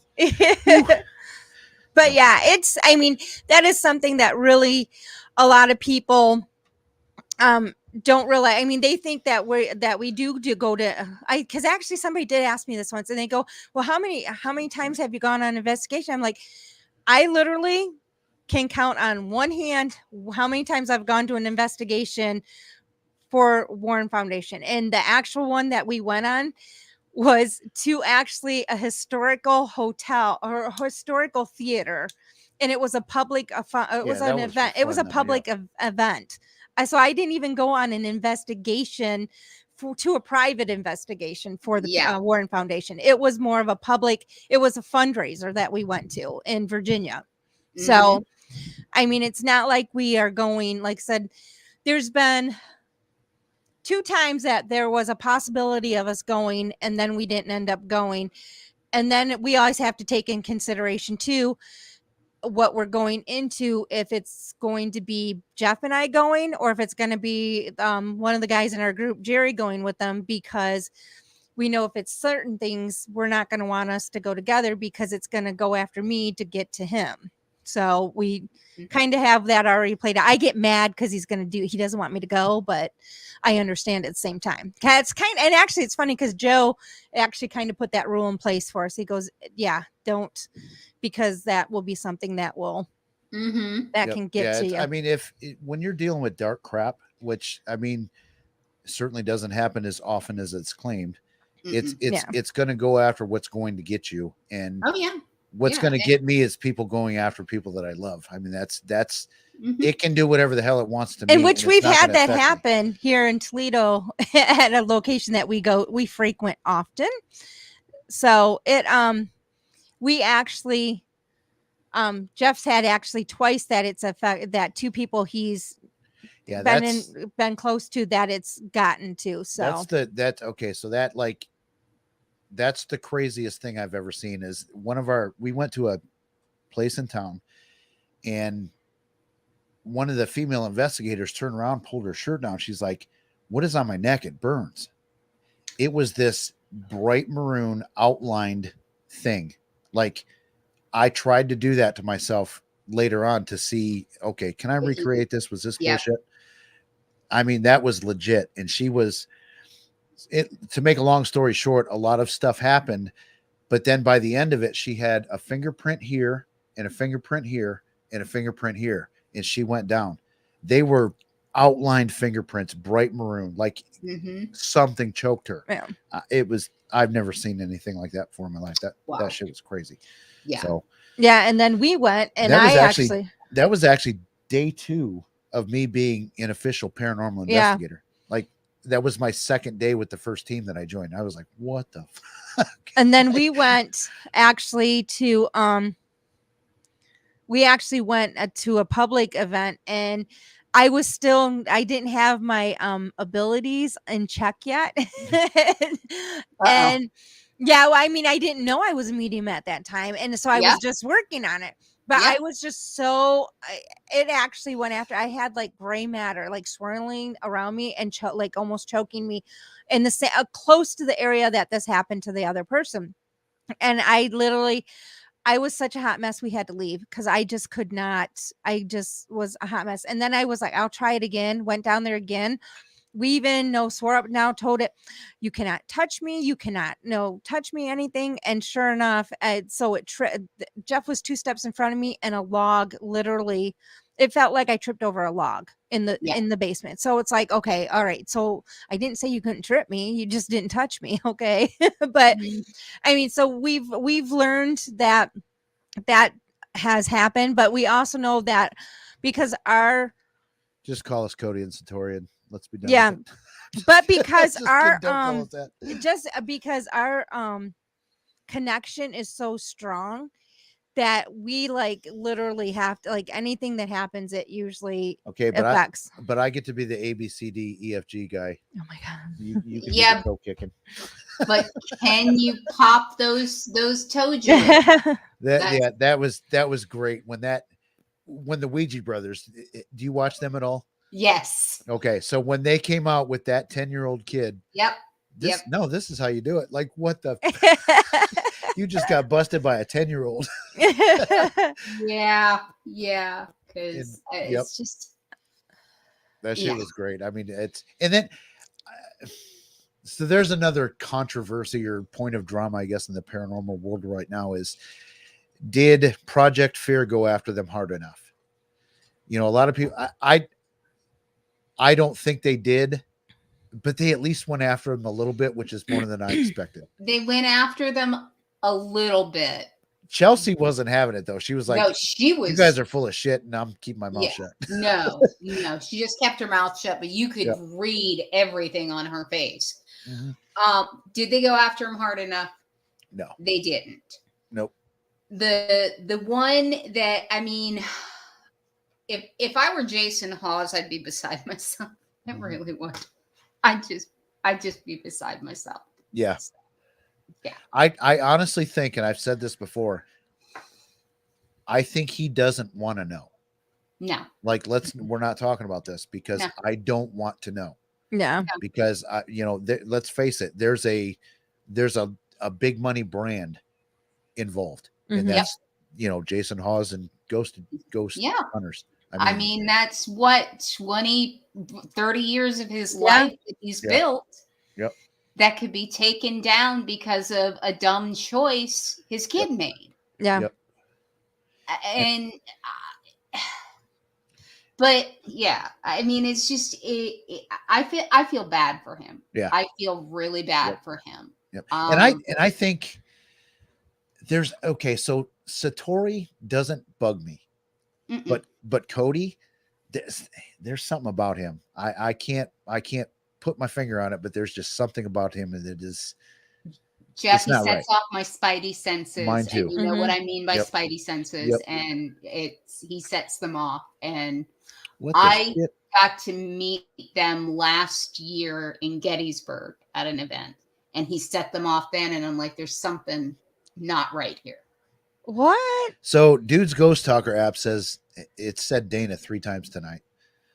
So. And it's weird because Dana is not a common name. Right. Oh, wait. Where's that question? Someone had a question. Somebody asked if you have a channel, Jen. I lost it. Yes, here it is. I do. There's not a whole heck of a lot on there. I'm going to be bringing back my my pop-up live streams soon. So I'll have to have you guys on that, and then we can talk more. But I do have a channel. It's Jennifer Rose Medium. Like I said, there's not much on there, but go have at it. It's one of the many things that I'll be trying to build this year. Is somebody asking if I'm okay? I think I'm fine. Last time I checked, I was. Or was it for somebody else? I don't know. Maybe it was for you, Dana. You keep getting called out. I know. Yeah. I'm like, and it's, although I don't know.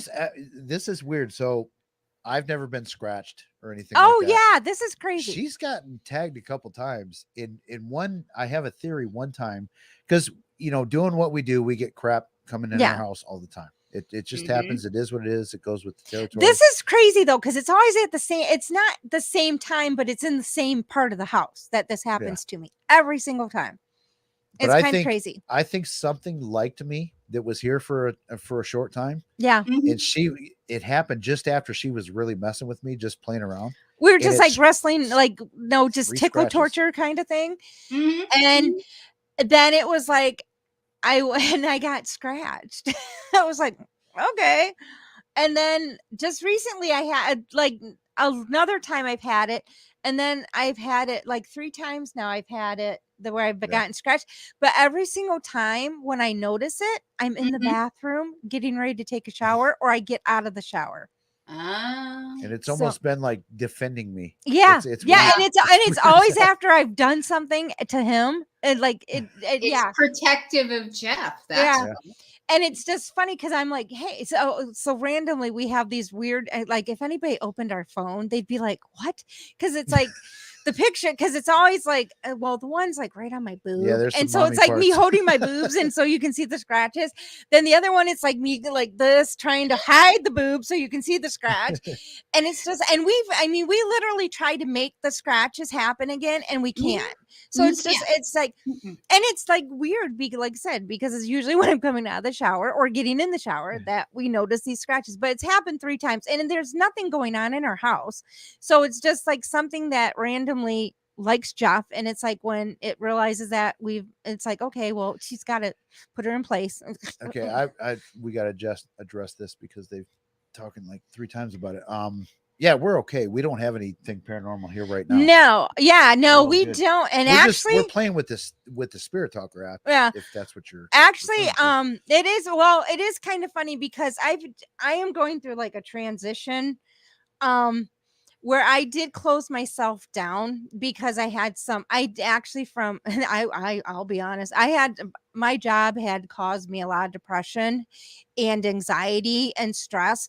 So I had shut myself down in the last probably 3 weeks since I put in my 3 weeks notice and I quit. Friday was my last day. Thank God. Congratulations. But I mean, And I and got literally, Costco cake. yeah, he got Costco cake for it. I literally mentally, I feel 100% better, but I had probably for the last 6 months shut myself completely down because I was so depressed. The anxiety, the stress, everything was so bad. Coming home crying from work is not something. Working 12 to 14 hours No, is not. no. That's not a healthy. It's not healthy. So I literally, for my mental health issues, I quit my job. And but I've also in those last 3 weeks, I've started opening myself back up again.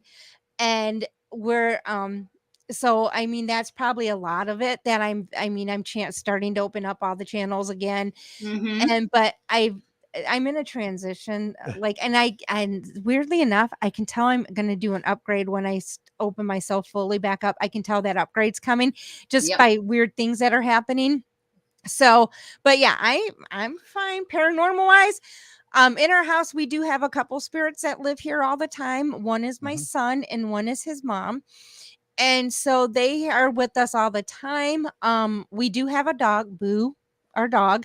She's a paranormal dog. She actually does see things in the house and will respond to them. Our other dog just kind of looks and just kind of, okay, whatever. He just goes with the flow with it, doesn't care. He gets spooked by some of them though, but Boo, she actually will go after him and bark at him and corner things. But we also keep our house very tied down. It's locked down. It's locked. Yeah. And this is funny because we've actually had not knowing that it was our house. We've actually had people try to get into our house and they can't get into our house. One of our mutual friends, and you probably know who I'm talking about, said they couldn't get in. Yeah, they could look in the windows, but they couldn't get in. And they're like, I don't know. And it's like, yes. So I actually, we actually had, my neighbors think I'm crazy because once a year I salt my yard. I salt all the way around my house. Oh yeah. Yeah, I've got railroad spikes at the four corners of our property. And we have things buried in the corners of the yard. I joked one day. I said, "You need to do this. Like, you need to put a witch's hat on." I know, and go out there and do it. Be like, because and what was so funny because the last time I did it, and Stephanie will laugh at this because she was the one who was like, "Do this, do this, do this," and it was like, "Oh yeah, I'm doing it all." So I literally went out there but I don't know. I bought a lot of salt that day. And I'm out there doing, and our neighbor, we don't get along with our neighbor next to us. And he's like right outside right next to my driveway working on his boat. And he's looking at me like I am some crazy person because I'm out there with cans of salt and I'm just doing my all the way around my house. Yeah. And he just thought I was probably Jerry, he probably thought I was the craziest person ever. And then as soon as then he saw me, I was bringing out the eggshells, which looks like something else when you have the ground eggshells. Yep. and I make it myself. So it's even worse because I have a lot of it. And I had this big bag of it. So it looked like I had a big bag of white powder. And I'm like, bless our house with cocaine. And I'm out there spreading that as well. And he just kind of looked and just walked in his house. I was like, yeah, it's not what you think it is. But yeah, so I do that, but I keep pretty, and that's why I said I don't let a lot of people get close to me. I don't let a lot of people touch me when we have a friend that it's more so Jeff's friend, and I won't let him even touch me. It's like, nope. It's. Well, we have to be very protective of our energy, Dana. Yeah. Because we absorb and yes, we cleanse ourselves, but why absorb energy that you don't have to absorb? So what?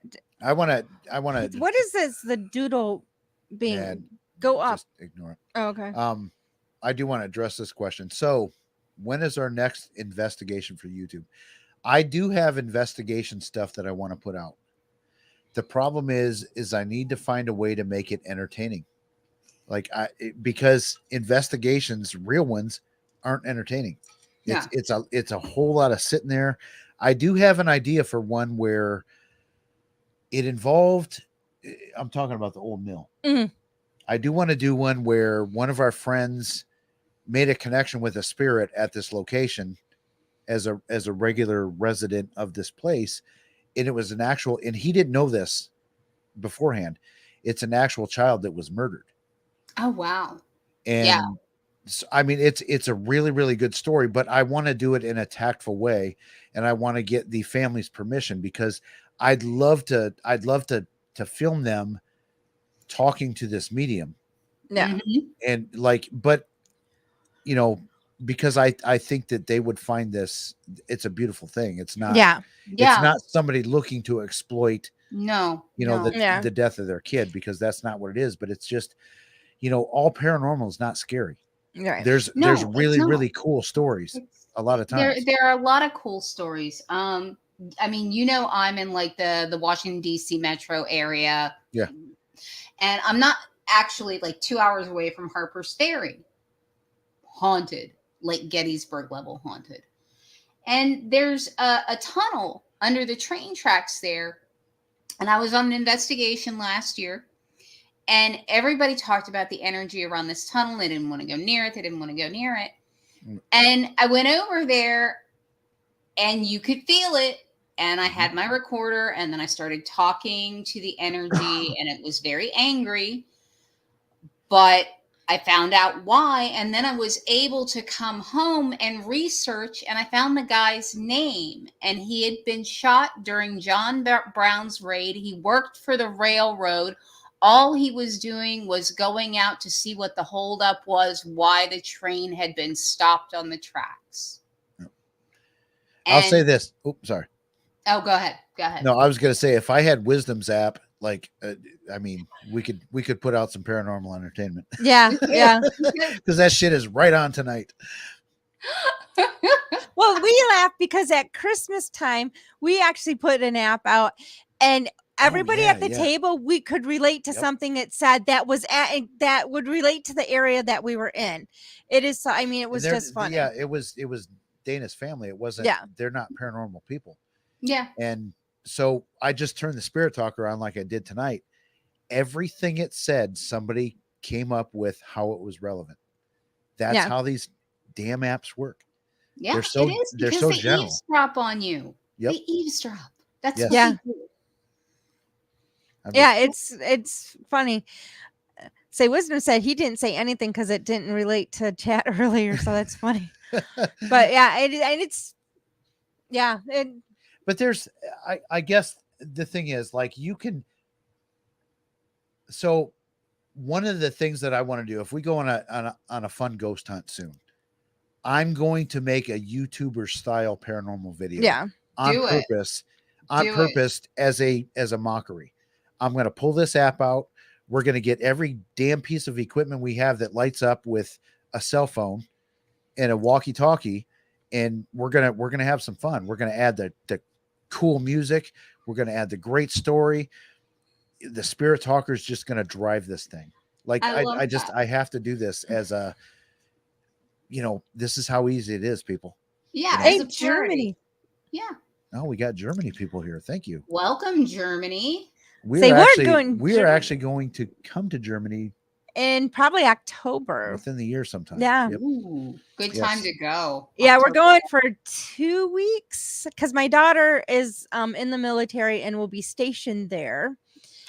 So she'll be going there, and actually less than a month, about a month and a half, she'll be going to Germany. So she's in another country right now, and so we're excited because, like I said, we get to go meet some of the UK friends that. Yeah, we're gonna stop. We're gonna see Lena. Yeah, so we get to meet some of the That'll be fun. Yep. Hopefully the guys from PSI. Doodle, I don't know what you're seeing, but Schlachter is definitely German. Yeah. Yes, it means the butcher. But Doodle, I promise you, we don't have dark stuff. No. Here. It's. I mean, if it is, it's the neighbors. Yeah, it's the neighbors. There's definitely darkness that way. There's darkness that way, but not here. No, there's not. And we have a couple people that check on our house, because there's only 2 people that have permission to get into our house. And we really, honest to God, we're both in tune enough that we legit feel when there's bad stuff around.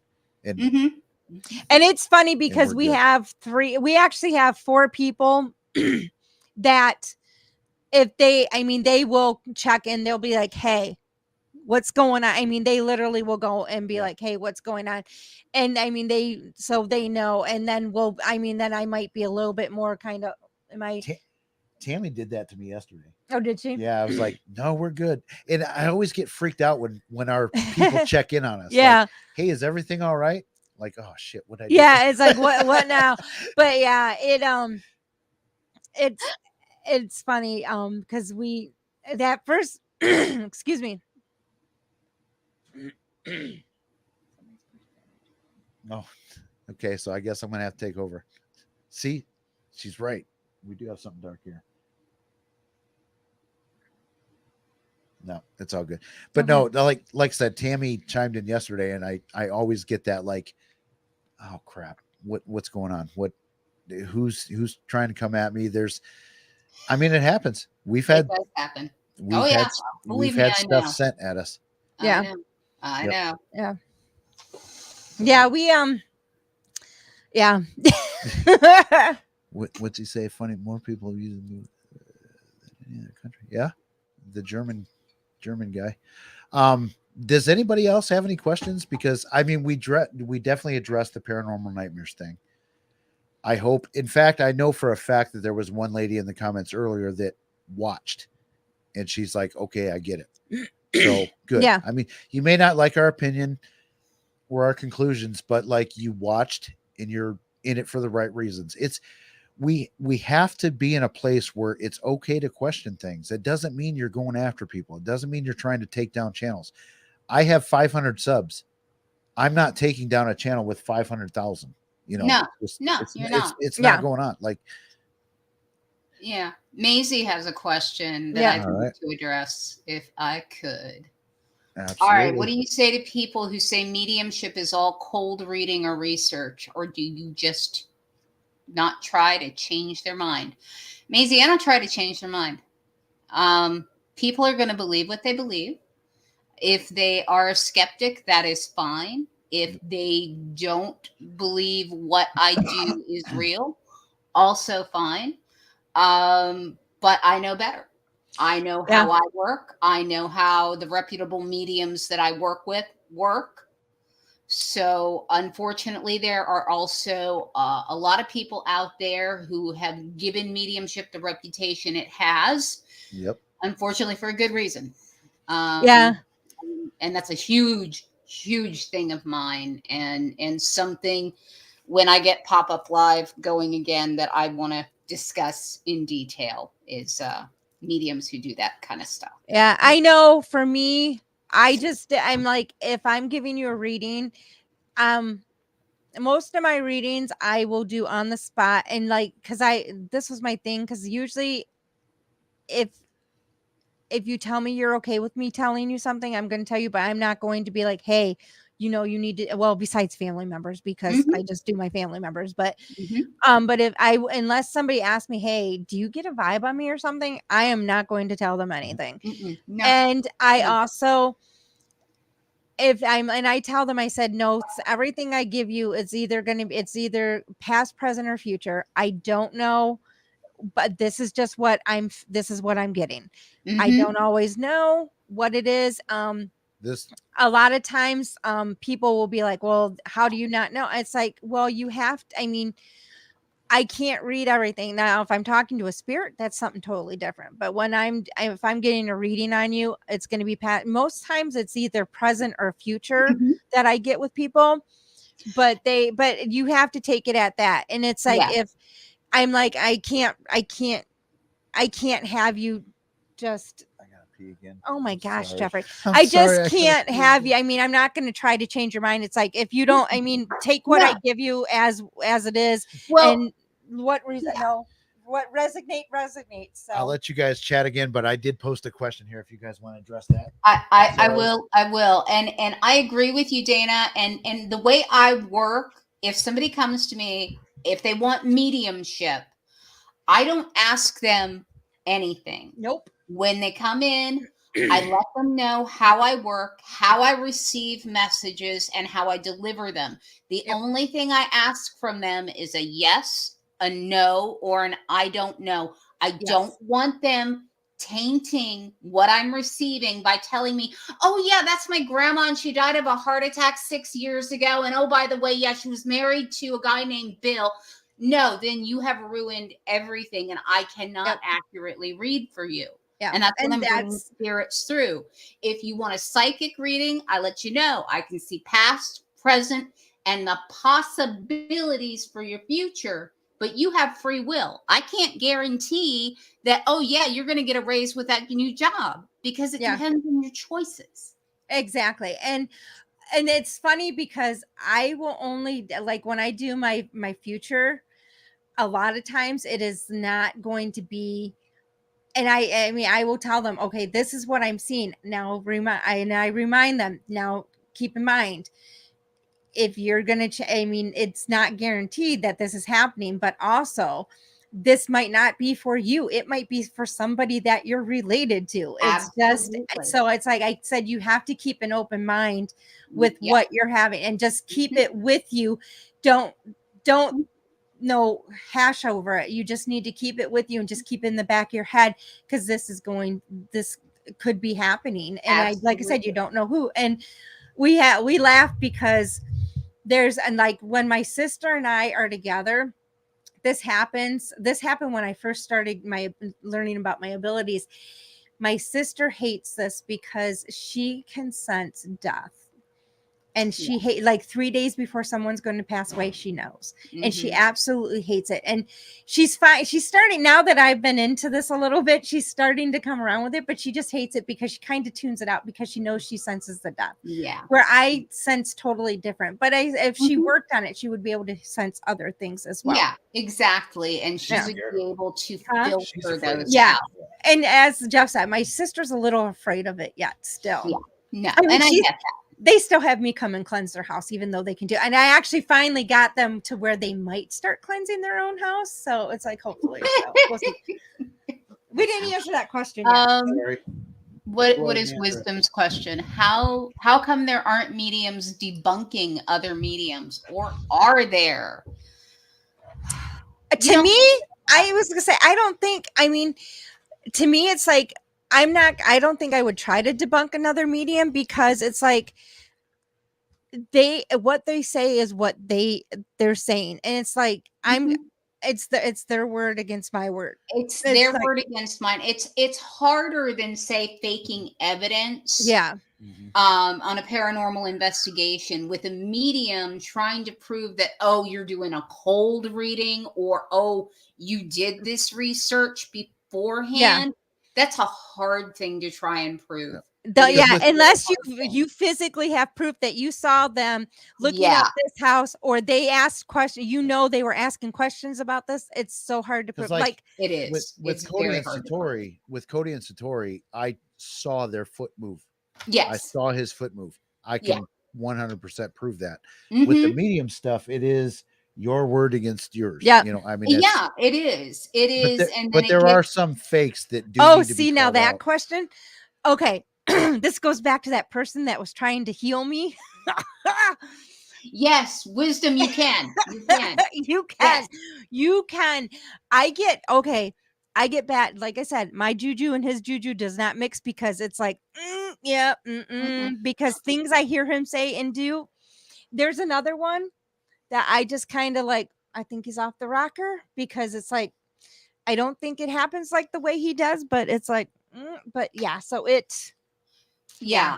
And let me explain what I mean by cold reading. So let's say Jeff is a client. He's coming to me for a reading. I start out and I'm like, oh, Jeff, oh, I see you're wearing a wedding band. Are you married? How long have you been married?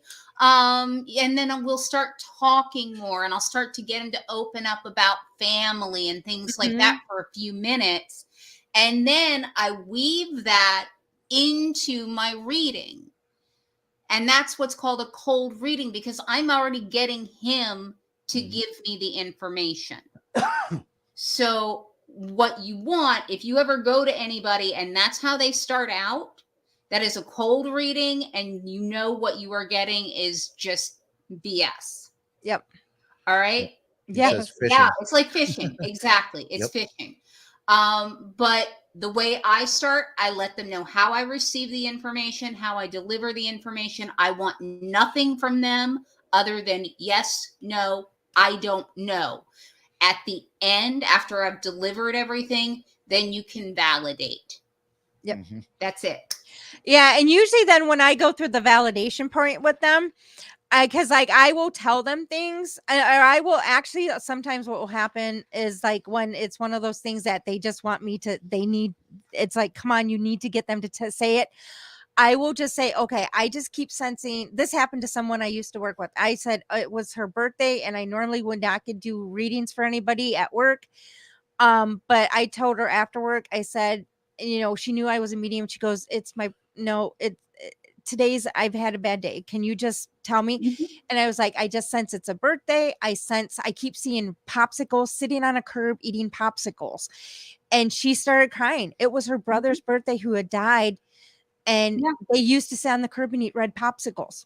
Yeah. It was like, and so she goes, oh my God. She goes, I've never had anybody be able to. And I said, that's just a validation that what I'm telling you now is coming. It's coming. And that's called evidential mediumship for those of you guys who are watching. That's what it is. When we get pieces of evidence that these are things that we could not possibly know, but for the person sitting for us, they can then identify the person who's coming through because of that piece of information or those pieces of information. So there's no A, B, C, D. None of that's involved. No, that's involved. None of that. No. Sorry, I had to.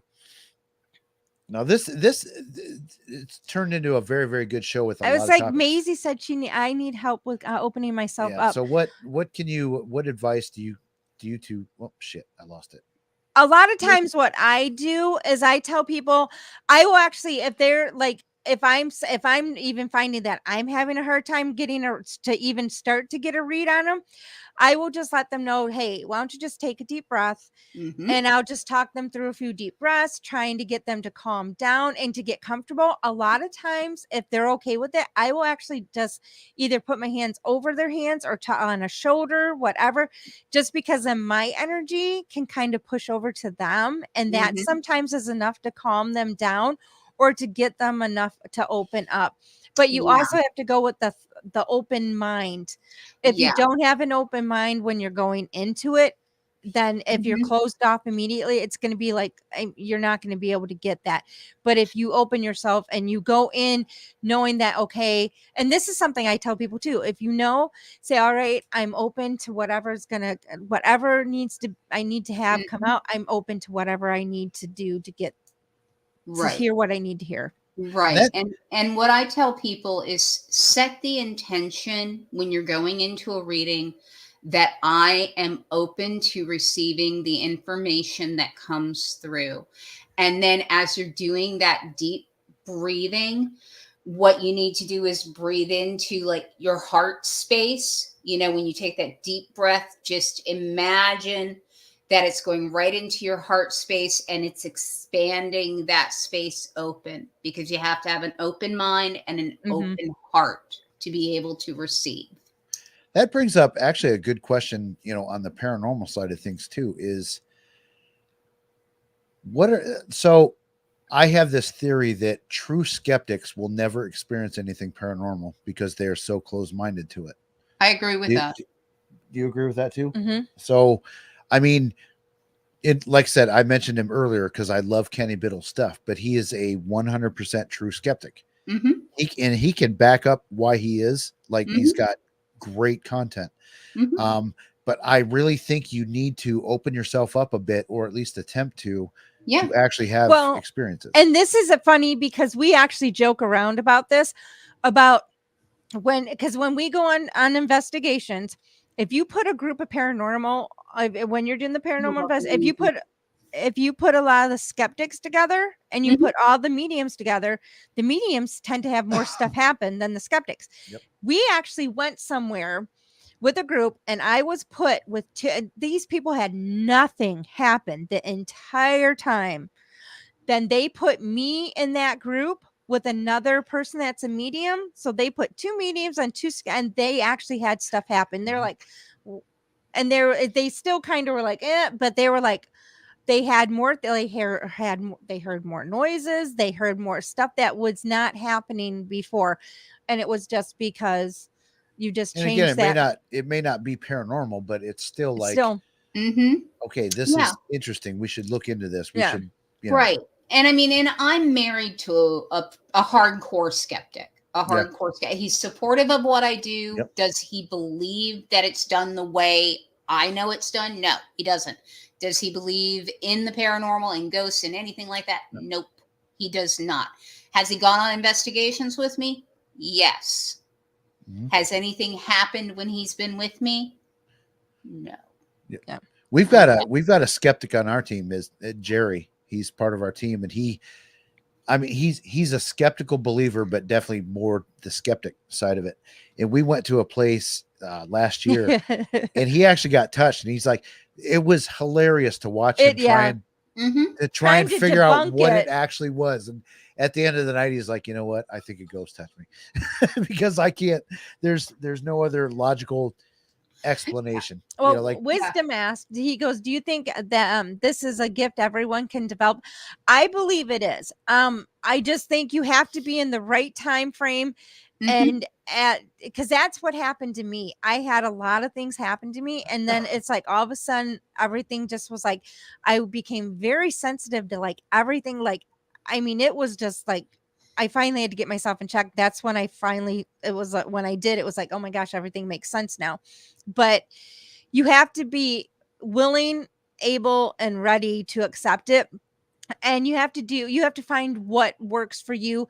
I follow the shamanic route, where some people follow different routes. That's the route I follow. And I actually took a shamanic journey. Best thing I ever did, because it really put me on the right path. It taught me how to do a lot of different things for myself. And in that class, and actually this was kind of a turning point for me, because I learned in that class that I was protecting everybody around me but not protecting myself. Yeah. And I learned to protect, I mean, they taught me how to protect myself, and I mean, I learned to protect myself first, then everybody else.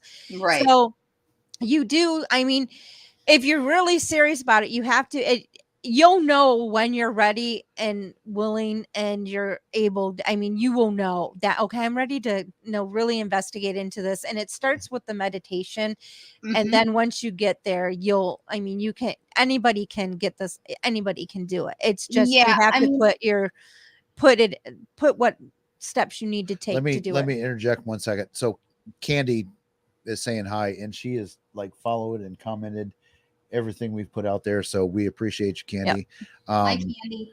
Weeping Willow Paranormal. I wrote you down to go look at your channel. So just I had to interject that. Sorry. Go ahead. I want to go back to the question about can anybody do this? I believe we can. Just like Dana believes we can. I think that everyone has the ability. Where and this is just my opinion, where it differs a little bit is everyone has the ability to learn to, let's say, play the guitar, but not everybody is going to be a Carlos Santana. Mm-hmm. So it varies. It varies on how open you are to the energy, Mm-hmm. the work that you put in, the meditation, the practices. There are a lot of variables to it, but can everyone tap in? yeah, I believe they can. Ask Jeff about how I got him to tap into his. Well, that's because Jeff's a medium. Well, well, this is funny because He he is, and he doesn't believe it. And even our friends, it's okay. just because I think of the way he grew up. That's it. It's like that's part of it. It's but a block. it's a block, and he's never going to be ready to accept it. But he does do a few things now here and there that does help out with it. But the biggest one is when I told him to go ask for his recorders back. Oh my God, and then his crazy recorders story. plus one that I had never seen and came back. Okay, he got two recorders for one. I have to tell this story now. So I have 2 black digital voice recorders that I've used since I started. One of them ended up so that when was this? 2 years ago? Yeah. Okay. But the one I never saw. So 2 years ago, before that, 3 years ago, I lost a digital recorder. Oh, it's pretty longer than that. Like but we just did an interview that like I really wanted to hear because there was some bad juju with the person that we interviewed, and it came up missing. I always put my recorders in the same place. It either goes in my camera bag or on my desk. Right. So this thing, it ends up missing. So I buy a new one to replace it. So we did something, I don't remember what, but the new one came up missing. And he's tearing up the house. Dude, it's so bad. He's tearing up the house looking for this recorder. Yep. I even looked everywhere in the house. I looked in his camera bags. I looked on the shelves. I looked everywhere. I'm like, Jeff, you probably just left it somewhere. He's like, no, I know I put it in there. Mm-hmm. So she said, just go ask for whoever took it to take it back. This was actually after he started turning the couch upside down looking for it. That's how bad it got. I said, Jeff, did you go ask them to put it back? He goes, no. I said, you just need to go in there and just ask them nicely to put your things back. And I reluctantly did it because I thought this is stupid. This was after 15 minutes of still looking in the house. He finally went back and didn't tell me he was going to go do it. So then I went back into the living room and I was like, oh crap, we're doing an investigation tomorrow. I got to go charge my camera batteries. I went into my camera bag, which I get into 3 times a week. Not only was that recorder in there, but the one that I had lost 3 years before that was right on top. And then, dude, that's so then what makes it funnier though, because our friend, he calls him and goes, hey, this happened. He goes, and I asked for the stuff and it came back. Not even a day later, that guy's recorder came back. Yeah, he had the same issue. He had the same issue. He goes, did you ask for it? He goes, no. And so, but he did, because he couldn't find it. He went and asked. Not so nice. He basically said, give me the effing recorder back. Yeah. And it did come back. So it was funny, but so then that's like a few minutes, it was like 15 minutes later, goes, hey, I asked and it came back. It's like, but one thing too, that, and as I'm totally all for debunking anything we can. But one thing debunkers need to account for is personal experiences. Mm-hmm. That is a paranormal happening. I don't give a shit what anybody says. I can't prove it. Yeah. It happened. It's not on film, but that. Yeah. But now it's always, if you can't, usually it's me that can't find any stuff. And sometimes I don't know if it's my ADHD or if it's somebody actually playing games with me, but we laugh because it's like, if you can't find, it's like, did you ask for it? Yeah. I mean, no. And that's true because I mean, the same thing will happen to me and I'll get frustrated and I'll be like, oh my God. And then I relax. Yep. And I'm like, could you please return whatever it was? And then. Yeah. And usually within 10, 15 minutes, it's back where it was originally supposed to be. But it's just, like I said, that the part of that's so crazy is that was 3 years later. Yeah. I swear to God, I'm in that camera bag 3 times a week. It's not that big that it could hide out in that camera bag. And there's no the pockets even like I had never seen the one. I mean, literally, I've never seen the one recorder because we weren't together when the one recorder was lost. And so it was so funny because because it was like when he went in there, he's like, yeah I found this both recorder of them right here. And it was like so funny because I'm like, I've never seen. I'm like, Jeff, I've never seen that other one. Investigate. But I mean, I never saw it, so it was kind of funny. But we have like oddball things that will happen like that. But Yeah, but I do think you're right. And Lisa says in the comments, most debunkers, they usually don't take any personal experiences into account, because if they didn't see them, it's not recorded, didn't happen to them. And I think that's a big mistake that debunkers make. But I think one thing though is a lot of debunkers, if like let's say a channel is already been caught faking. Yes. Any personal experience you have after that is yeah. bullshit. Then you've just ruined it. There's you're not you know. That's why doing this work, your credibility is the utmost. You have to protect that with everything you have, because and there's a difference too between faking and being wrong. I know I've been wrong and presented things as evidence that weren't, because I was wrong. But that's not faking, and that doesn't count against your credibility. No, that's not faking. And it's the same with mediumship. We can get it wrong. Oh, yeah. But that doesn't mean we're faking the information. No. It just means we legitimately got it wrong. And it happens. And okay, and this is funny too, because I've had somebody ask me this. They go, sometimes if you're wrong, do you think it was meant for a different error of that person?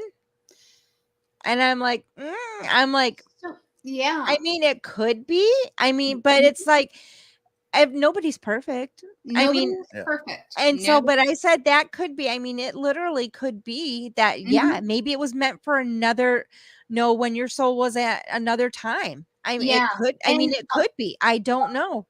A lot of times too is that we as mediums will sometimes misinterpret what spirit is telling us. It's very easy to do that, because it's like playing a game of telephone, Pictionary, and charades all at once. And so it's very easy to misinterpret the message they're trying to send. I've had that happen. Was I wrong? Yes and no. Right. Yeah, because I know. So it depends, because some mediums, the way that because like for me, a lot of things will come in images. And then like I also I will sense on my left side, I know it's female. If I get any sensations on my left side, I know it's female. If I get any sensations on my right side, I know it's male. So I know, I mean, those things all play in effect too. And sometimes those can be, I mean, you can be off on those. I mean, it can be off.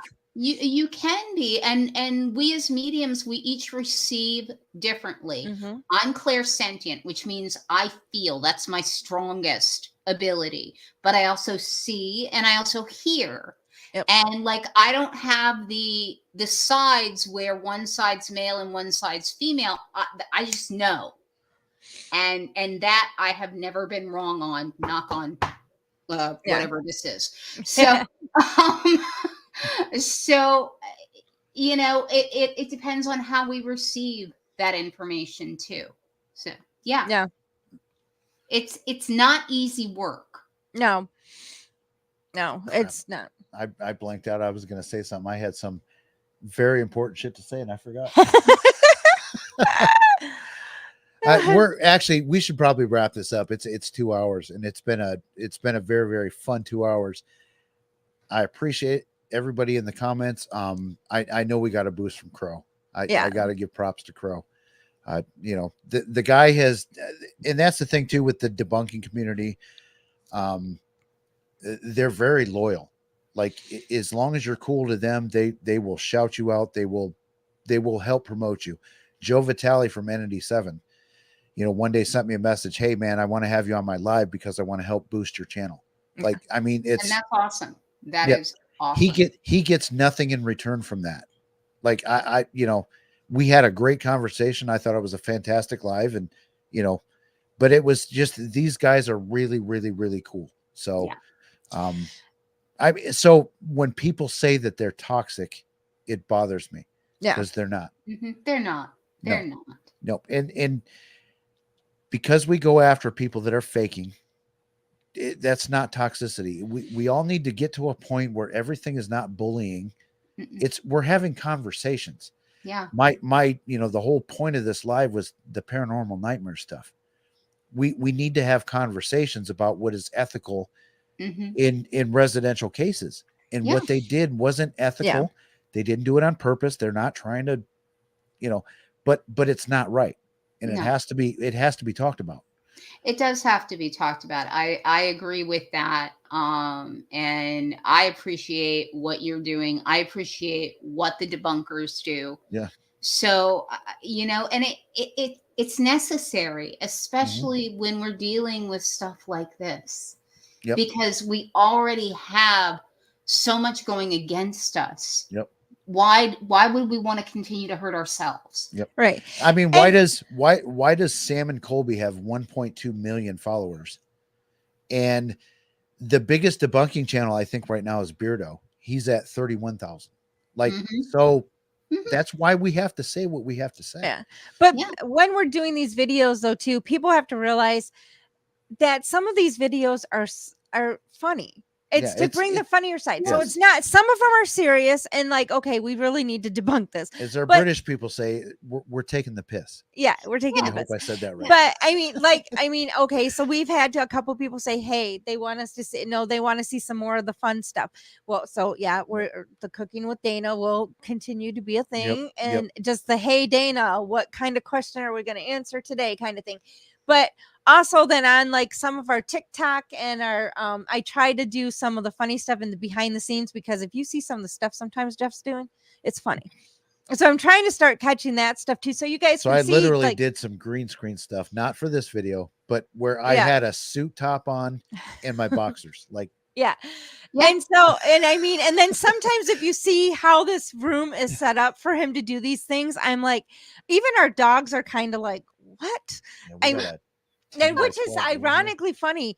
This is the first time Boo has not made an appearance. They're both they're bad. Yeah, they're like knocked out tonight. Usually Boo always comes out and makes an appearance, and she hasn't made an appearance tonight. So that's kind of surprising.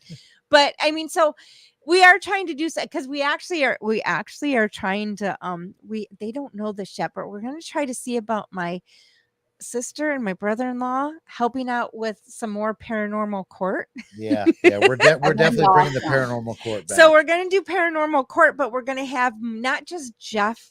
Yeah, we're going to have more people in paranormal it's tough court. being 3 actors. Yeah, so we thought, well, maybe we'll get some more people involved with that. So that funny thing, so much fun. The funny thing is too, is like that video trip, like, I mean, it's cheesy. My green screen stuff is not the greatest, whatever. That took, I have 35 hours. Yeah. At least. It takes so long to do some of this stuff. Oh, we got somebody else asking what your channel is. She doesn't have a channel. Well, I do have a channel. There's not a lot on it, but Candy, it's Jennifer Rose Medium. I do have a page on Facebook. If you're on Facebook, it's Jennifer Rose Medium. I have a lot of stuff on there, but I'm hoping to beef up my YouTube presence. It's something that I've just been putting off because life. It's tough. It really is. Tough. Like it's a lot. It's a lot to keep up with. So I am like, my goal is to get monetized, in the next few months, but I'm working. Like I'm serious. I am freaking working. But see, now he's happy though, because now I'm happy since I don't have that horrible job that I'm working 14 hours a day like a slave. That I am actually enjoying to start doing this again, which, well, besides the convention stuff and getting stuff ready for that, but he's starting to I'm starting to get more involved in it where I hadn't been, because I was so when I came home, I just wanted to go to bed. Yep. But it does. It takes trying to get into YouTube. It's a grind. I mean, it is. Be prepared, because it's a lot of freaking work. It's a lot of work, and I've had other avenues of what I do. I've been working on. Yep. So, that's just something that I've kind of put on the back burner, but I enjoy doing these. And I want to get back to doing my own. It's called pop-up live. So I just need to set a schedule and start doing those again. Yep. Because they're a lot of fun. They're a lot of fun. Yep. And this was we decided this afternoon we were going to go live tonight because, I saw the comments. I'm like, I got to talk about this crap, because I'm not going to type this response to everybody in the comments. So let's talk about it. They probably won't watch it. They're just going to spew their bullshit, and it is what it is. I mean, you can't stop it. It's just people need to just be open-minded and just look at everybody's viewpoints, because it's like, even though you don't agree with something, you shouldn't just think that they're a piece of crap just because you don't agree with their opinion. No. I mean, it's like everybody has their own opinion. Yeah. You just need to accept, okay, your opinion isn't the same as mine. Yeah. And move on. And, you know, because you're pointing out something that is not ethical, it doesn't mean that you're saying, okay, these people are just horrible faker people. They didn't fake anything. They just had a lapse in judgment. Yep. And we have to point those things out. Right. Yep. And that's probably the best one sentence summary of what Paranormal Nightmare did. Just a bad judgment. We made mistakes. That's it. Yeah. So, like I said, I would love to talk to those guys. I want to get their side of the story. I legit do, because I can picture myself hanging out with these dudes drinking a beer, like hanging out, just bullshit. I watched their other stuff. I like it. Yeah. I like it. You know? So it's not. But you have to separate these guys up. You have to separate the public locations versus private cases. You do. Clients. You do. There's a big difference. And in my opinion, you just keep the private. Yep. You do. Yep. I mean, and I don't care what they tell you, what they sign, whatever. Yep. No, you keep it private. Yep. It's fair game to talk about the stories for education purposes. Yes. Like I said, I mean, we've talked about that client all night long. Oh yeah. But it's not to tear the client down. It's not to tear Paranormal Nightmares down. It's because there is a lot that can be learned by studying this case and how it's been handled. Absolutely. So agree with that. Agree 100% with that. All right. So I think we should wrap it up. Like I said, it was a good live. Yep. But just remember though, we're on Facebook, Instagram. Instagram's not the greatest yet. I'm still learning on Instagram, and on TikTok. It's Boo Productions Paranormal Toledo. So just make sure to start following us on those, and we're enjoying doing this content now, and we're coming up with a week. And I just throw ideas at Jeff, and I'll, like, in the middle of the night, I'll wake up with an idea and just we're coming up with lots of ideas. To hit me up in the morning. I know, right when he wakes up, because I don't want him to forget. Before I can even think about and I am on Facebook, Instagram, TikTok now, and I got to get my YouTube channel back up and pumping. But I'm easy to find. So if you want to reach out, go for it. I welcome it. All right. Well, thanks for joining, Jen, and thank you everybody sincerely in the chat. Like, you guys, absolutely, you guys have been great, man. Like, I haven't done a live show with this many people in it in a long time, and I greatly appreciate you. I appreciate the boost that we got from Crow. Like, he won't ever know how much I appreciate it, because he just, he won't see this probably, but that's cool. I mean, there's really, really good people that are doing this stuff. So, yeah. But thank you, everybody. You guys have been awesome and good questions. Yes. Thank you. All right. Good night. This is the awkward ending where you hit end stream and it takes like a little bit.